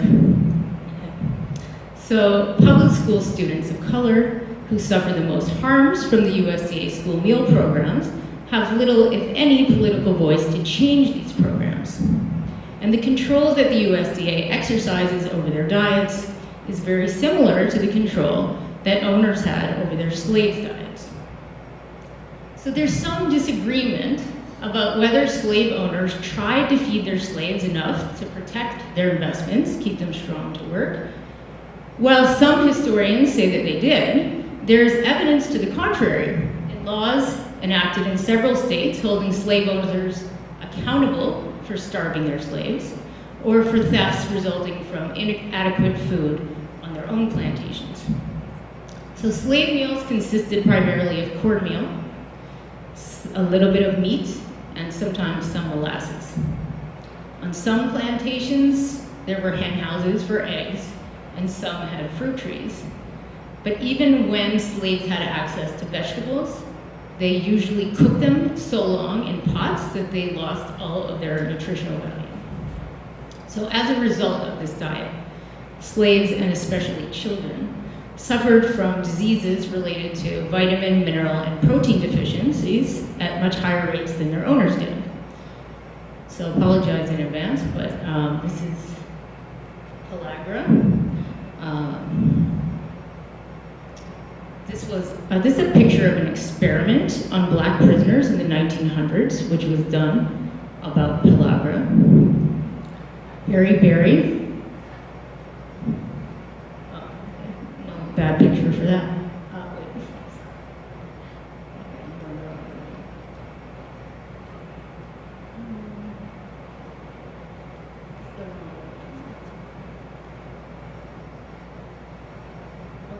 Not working, so that's okay. Berry is now very common in developing nations. Can someone help me?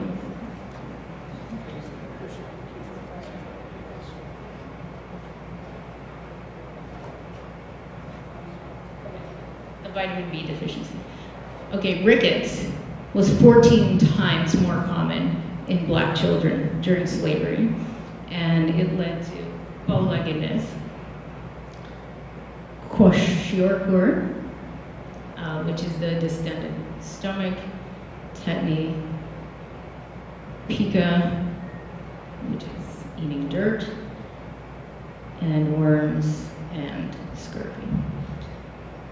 So today, as I showed earlier, black children similarly suffer from higher rates of food-related diseases. And although in this case, unlike in the welfare reform case, there's no element of forced labor or involuntary servitude, I would argue that food-related health disparities are a vestige of slavery that prevent many African Americans from participating fully in society due to premature death, illness, or the need to take care of others who are ill. So I gotta wrap up. And I just have a few ideas about how this could be addressed. If we need congressional action, Congress should require the USDA to operate independently of the food industries and provide nutritious food to public school students, and amend the Personal Work and Responsibility Act to reinstate the exemptions for new mothers. I also argue that the 13th Amendment serves as a grounding principle to organize a social justice movement directed at food and racial justice. And I look forward to your comments.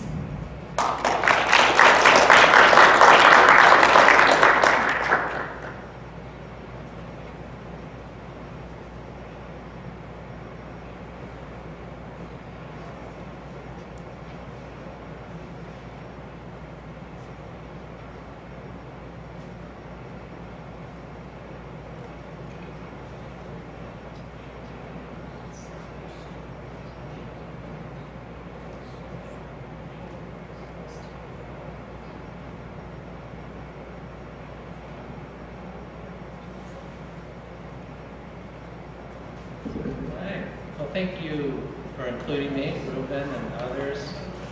It's great to have a chance to present. It's also great to learn from all of you, so thank you for that. I'm going to talk about economic inequality and college admissions policies in the 13th Amendment. So persistent economic inequality has prevented many Black Americans from escaping the badges and incidents of slavery. And my argument is that elite colleges are not innocent bystanders.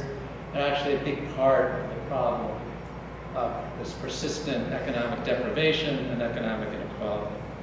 So here's a graph to kind of illustrate the problem. Right, we're supposed to be the land of economic opportunity, and you see the U.S. down here. So the United Kingdom, social mobility is not as good in the United Kingdom as the U.S., but lots of other countries here, Denmark, Norway, the socialist European countries have 2 to 3 times the economic mobility of the United States. So poor kids in those countries have a much better chance of rising up the socioeconomic ladder. So I'm going to talk about the connection with college admissions policies. And here's how we get there. One of the key factors in our problem of economic inequality is economic residential segregation. In other words, if you go back 40 or 50 years, people, rich, poor, different economic levels, tend to live nearby each other. But that's changed over time, and we see much more clustering of rich neighborhoods, poor and poorer neighborhoods, development of the suburbs, and so on. So if you look at graphs of economic residential segregation, we've got much more segregated than we used to be. And traditional college admission policies reward that, encourage it, and reward that kind of residential segregation. So if you're a poor kid, it's not good to grow up in a poor family in terms of your future. But what's more important is the economics of your neighborhood. Being in a poor neighborhood where, as we've gotten more and more segregation, we have these high deprivation neighborhoods where high poverty rates, high unemployment rates, high crime rates, schools don't perform well. So being in one of those neighborhoods is more important than what your own family's economic situation is. If you moved families from the poor neighborhoods to middle income and wealthier neighborhoods, the kids do much better in terms of their future success. Okay, and here's an example about college admissions policies rewarding it. At UT in 1996, half the entering class came from only 4% of high schools in the state. And so, if you're in one of those favorite high schools, that's great, one of those favorite neighborhoods. All right, so I got this connection when out of the Hotwood case in 1996. Some of you may remember the Fifth Circuit before Grutter said Baki's been overtaken by more recent jurisprudence, so they thought the affirmative action was unconstitutional. And the Texas legislature, to his credit, George Bush signed this into law, George W., passed this top 10 policy for college admissions, right? So in Texas, if you finish in the top 10% of your high school graduating class, automatic admission, and you get to pick which state university. Other states have something similar, but in Florida, California, they get to pick the university for you. In Texas, you get to pick whichever one you want. It's been modified a little bit for UT Austin, but that's the basic idea. Finish in the top part of your high school class, you get into Texas, Texas A&M, University of Houston, and so on. And it really worked in terms of, now the goal was to promote diversity, right? You can't do affirmative action. How do we get a diverse entering class? And it works. And it works better than actually traditional affirmative action. So what you have here is 2017 admitted students at UT Austin. This is the top class rank. That's 75% of their class comes in if you're the top of your class rank. The other 25% of the class comes in through kind of a traditional, looking at your grades and your SATs and your recommendations and then affirmative action. And then here's what so Texas high school seniors, 32% are white. And the top class rank comes pretty close, 33%, where the traditional admissions with affirmative action is disproportionately white. In terms of black, they're pretty similar class rank or traditional affirmative action. They don't get up to the demographics of high school seniors.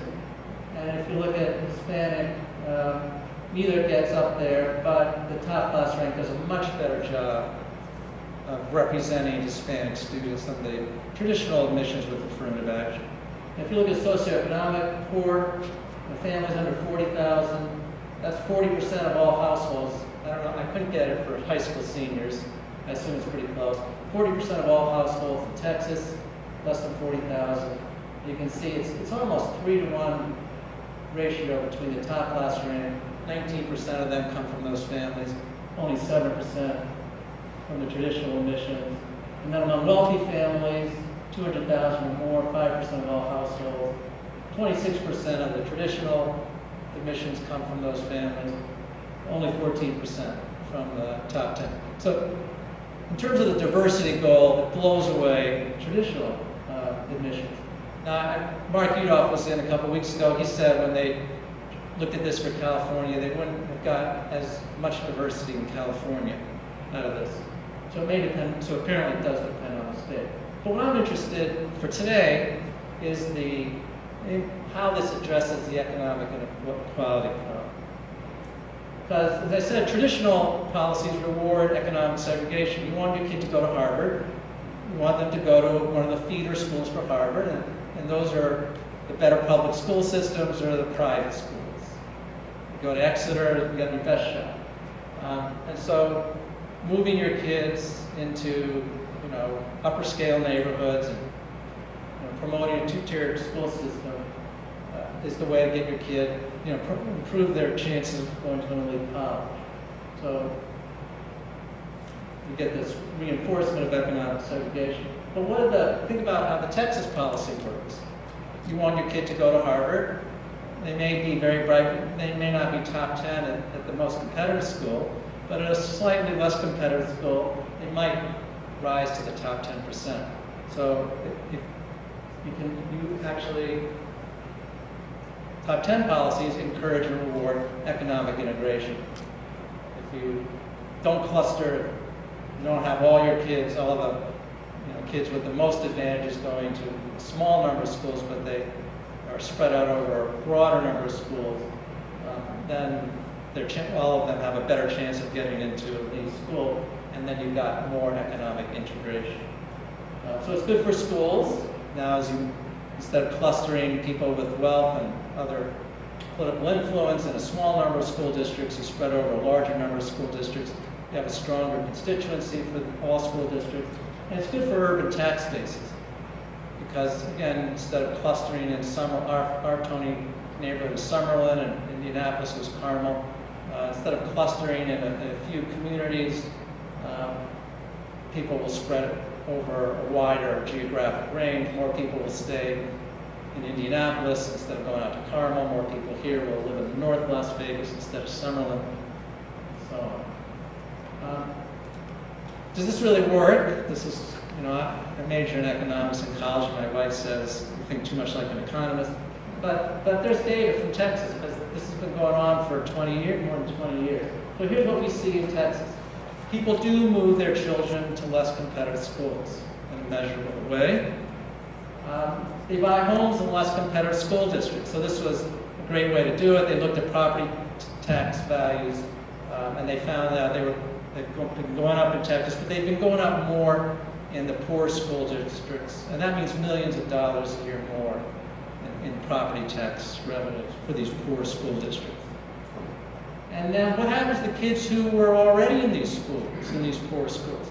So another study looked at this by saying, they do a 10th grade standardized exam, statewide standardized exams that states do now. Texas has a 10th grade one, and scores have been going up again in general, but they've been going up more in the less competitive schools, the weaker schools, since this policy. And we can only speculate, but the authors of the study theory is that before this top 10 program, most kids in poor schools going to UT Austin or Texas A&M wasn't on their radar. But with this top 10 policy, if they get in the top 10% of their high school class, they got a ticket to UT or Texas A&M. So there's a payoff for working hard under this policy, and it's led students in those schools to work hard. So, and then the other question people always ask, well, what happens when these kids get to UT Austin? Because, you know, they don't have the same kind of preparation. And UT Austin follows this. They do a great job of reporting data. If you go to their website, they do annual reports, and they track all this. And the top 10 students at UT Austin do as well in terms of their college GPA and their graduation rate, as well as displaced students would have done. Which is, I'm sure they don't do as well as the top students at UT, but compared to students who otherwise would have gotten it, they do as well. Now, in fairness, they do need more academic support in their first semester a year. They have more of an adjustment to UT because they haven't been in a rigorous and academic setting. But with appropriate support, they do as well. Now, this is not a huge effect. That's millions of dollars in property tax values. I think we're still below 10% increase in property tax values. It's not a huge effect, but the magnitude, you wouldn't expect it because the incentive is not a huge incentive. If you want your kid to go to UT Austin or Texas A&M, it's a great, move them to that weaker school. But it doesn't help you to get them into Harvard or Rice or UC Berkeley. So it's a limited incentive. What I'm arguing is that you would have a much more powerful impact if all elite universities follow this. Right? The Ivies, Stanford, Chicago, the top 200 in the rankings, all did this. They all adopted this kind of policy. Then I think you would have a dramatic effect on parental choice. Now, I'm a parent. I'm not going to move my kid to the weakest school district over this. But I think people will move from the A school to B school, the B parent, the B school parents will move to the C, and you'll get this kind of cascade reinforcing over time. So eventually you really will move to more equalization. What I like about this, you don't need a court order or legislation, although that would be nice. You just need elite universities to take coordinated action, which they do a fair amount of time. They have a standard admissions form. They used to cooperate on financial aid packages until the FTC said you can't do that anymore. But they know how to act in a coordinated fashion. After all, universities talk the talk of social justice, so here's a chance to make a difference that way. Since I started this, it would need some modification with wide adoption, right? Texas can say, well, take the top 10%. Can't do that at Harvard or Stanford. It's a fraction of a percent of high school grads. So the way it would work is you would say top class rank is a threshold criterion. We're gonna, if you want to be in, get to the second step, you've got to be in the top 10 of your class. And then schools can look at athletics and music and whatever else they want to look at. They can even look at SATs if they want to narrow the pool once they've screened out everybody who's not in the top 5 or 10% of the high school class. The key though is all high schools have to be treated equally. As I said, it doesn't matter what criteria you use beyond class rank. You just got to treat all high schools equally so people can't feel like I can increase my kid's chances of going to Harvard by putting them in Exeter or Boston Latin or Stuyvesant or whatever other fancy school you can think of. 13th Amendment. When I started thinking about this thing for the morning, I talked about, is this constitutionally permitted? What are the, courts talked about permissible forms of, does this violate rules against affirmative action? It doesn't. But thinking in 13th Amendment terms, then maybe it's constitutionally required. So that's the next step for me to think about, using some of the many nice arguments I've heard today. So thank you.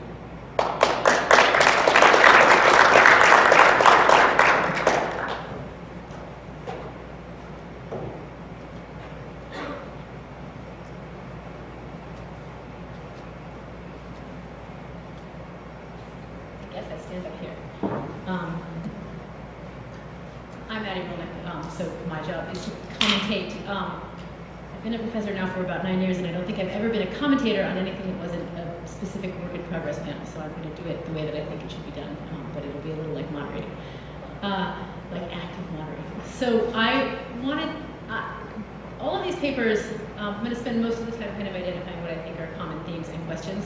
So they presented and sort of honed in on 2 questions for me. One is about the role of race. So I have questions about what the problem is that everyone is trying to get at, and what I mean by that is it a racial problem tied to economic inequality, or is it a race-neutral problem of labor and economics? And I think the way that you frame it matters in terms of thinking about both the 13th and 14th Amendment.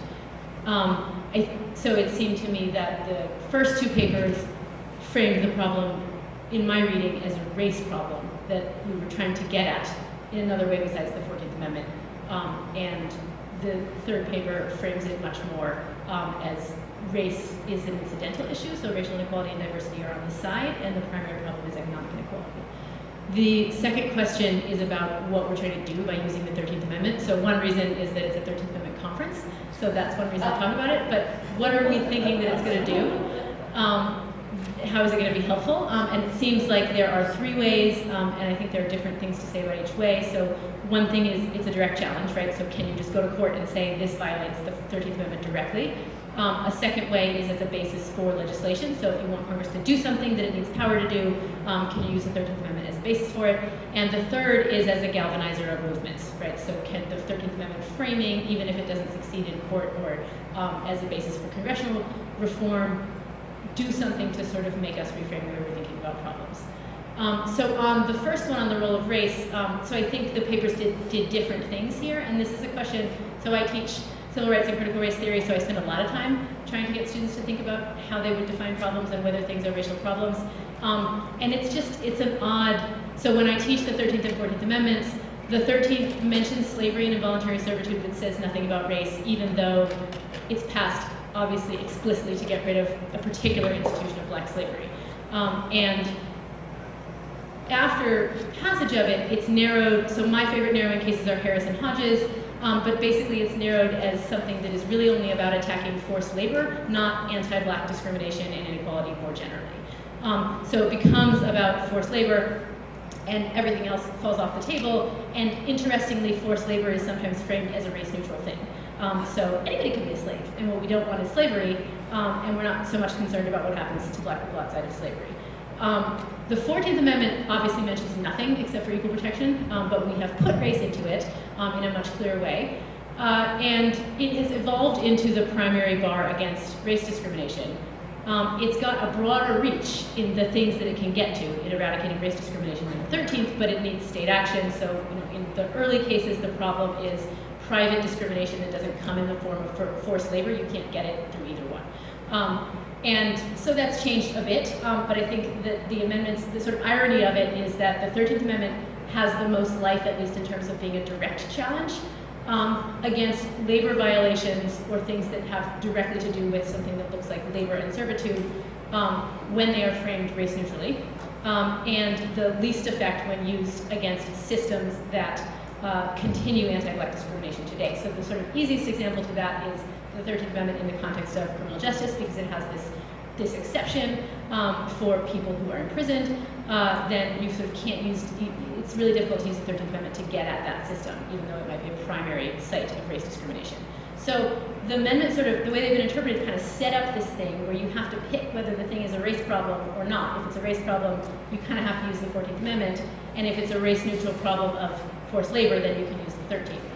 So that's why I asked that question, and I thought it was interesting that the 3 papers did a different thing. So the first 2 papers were really papers that said, I have this race problem, I'm trying to use the 14th Amendment, and it really is terrible, which it is. Can we find something else to do? But it's still a race problem to me.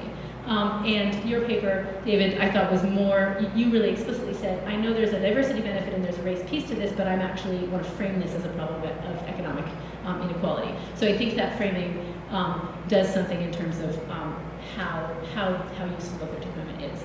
So the second question then is what we're trying to do with it. And if we're trying to do something with it, is it likely to be effective in that way? So as a direct challenge, it seems like it's the least likely to be effective, right? So if you want to go to a court and convince them that something either is forced labor or looks just like forced labor and is so close to slavery that it's just illegal, you have to convince a court that something happening today is a badged incident of slavery and time is the enemy here. So the longer something is going on, and it's been a while since we've actually had real slavery, the less it looks like it's a badged incident of slavery.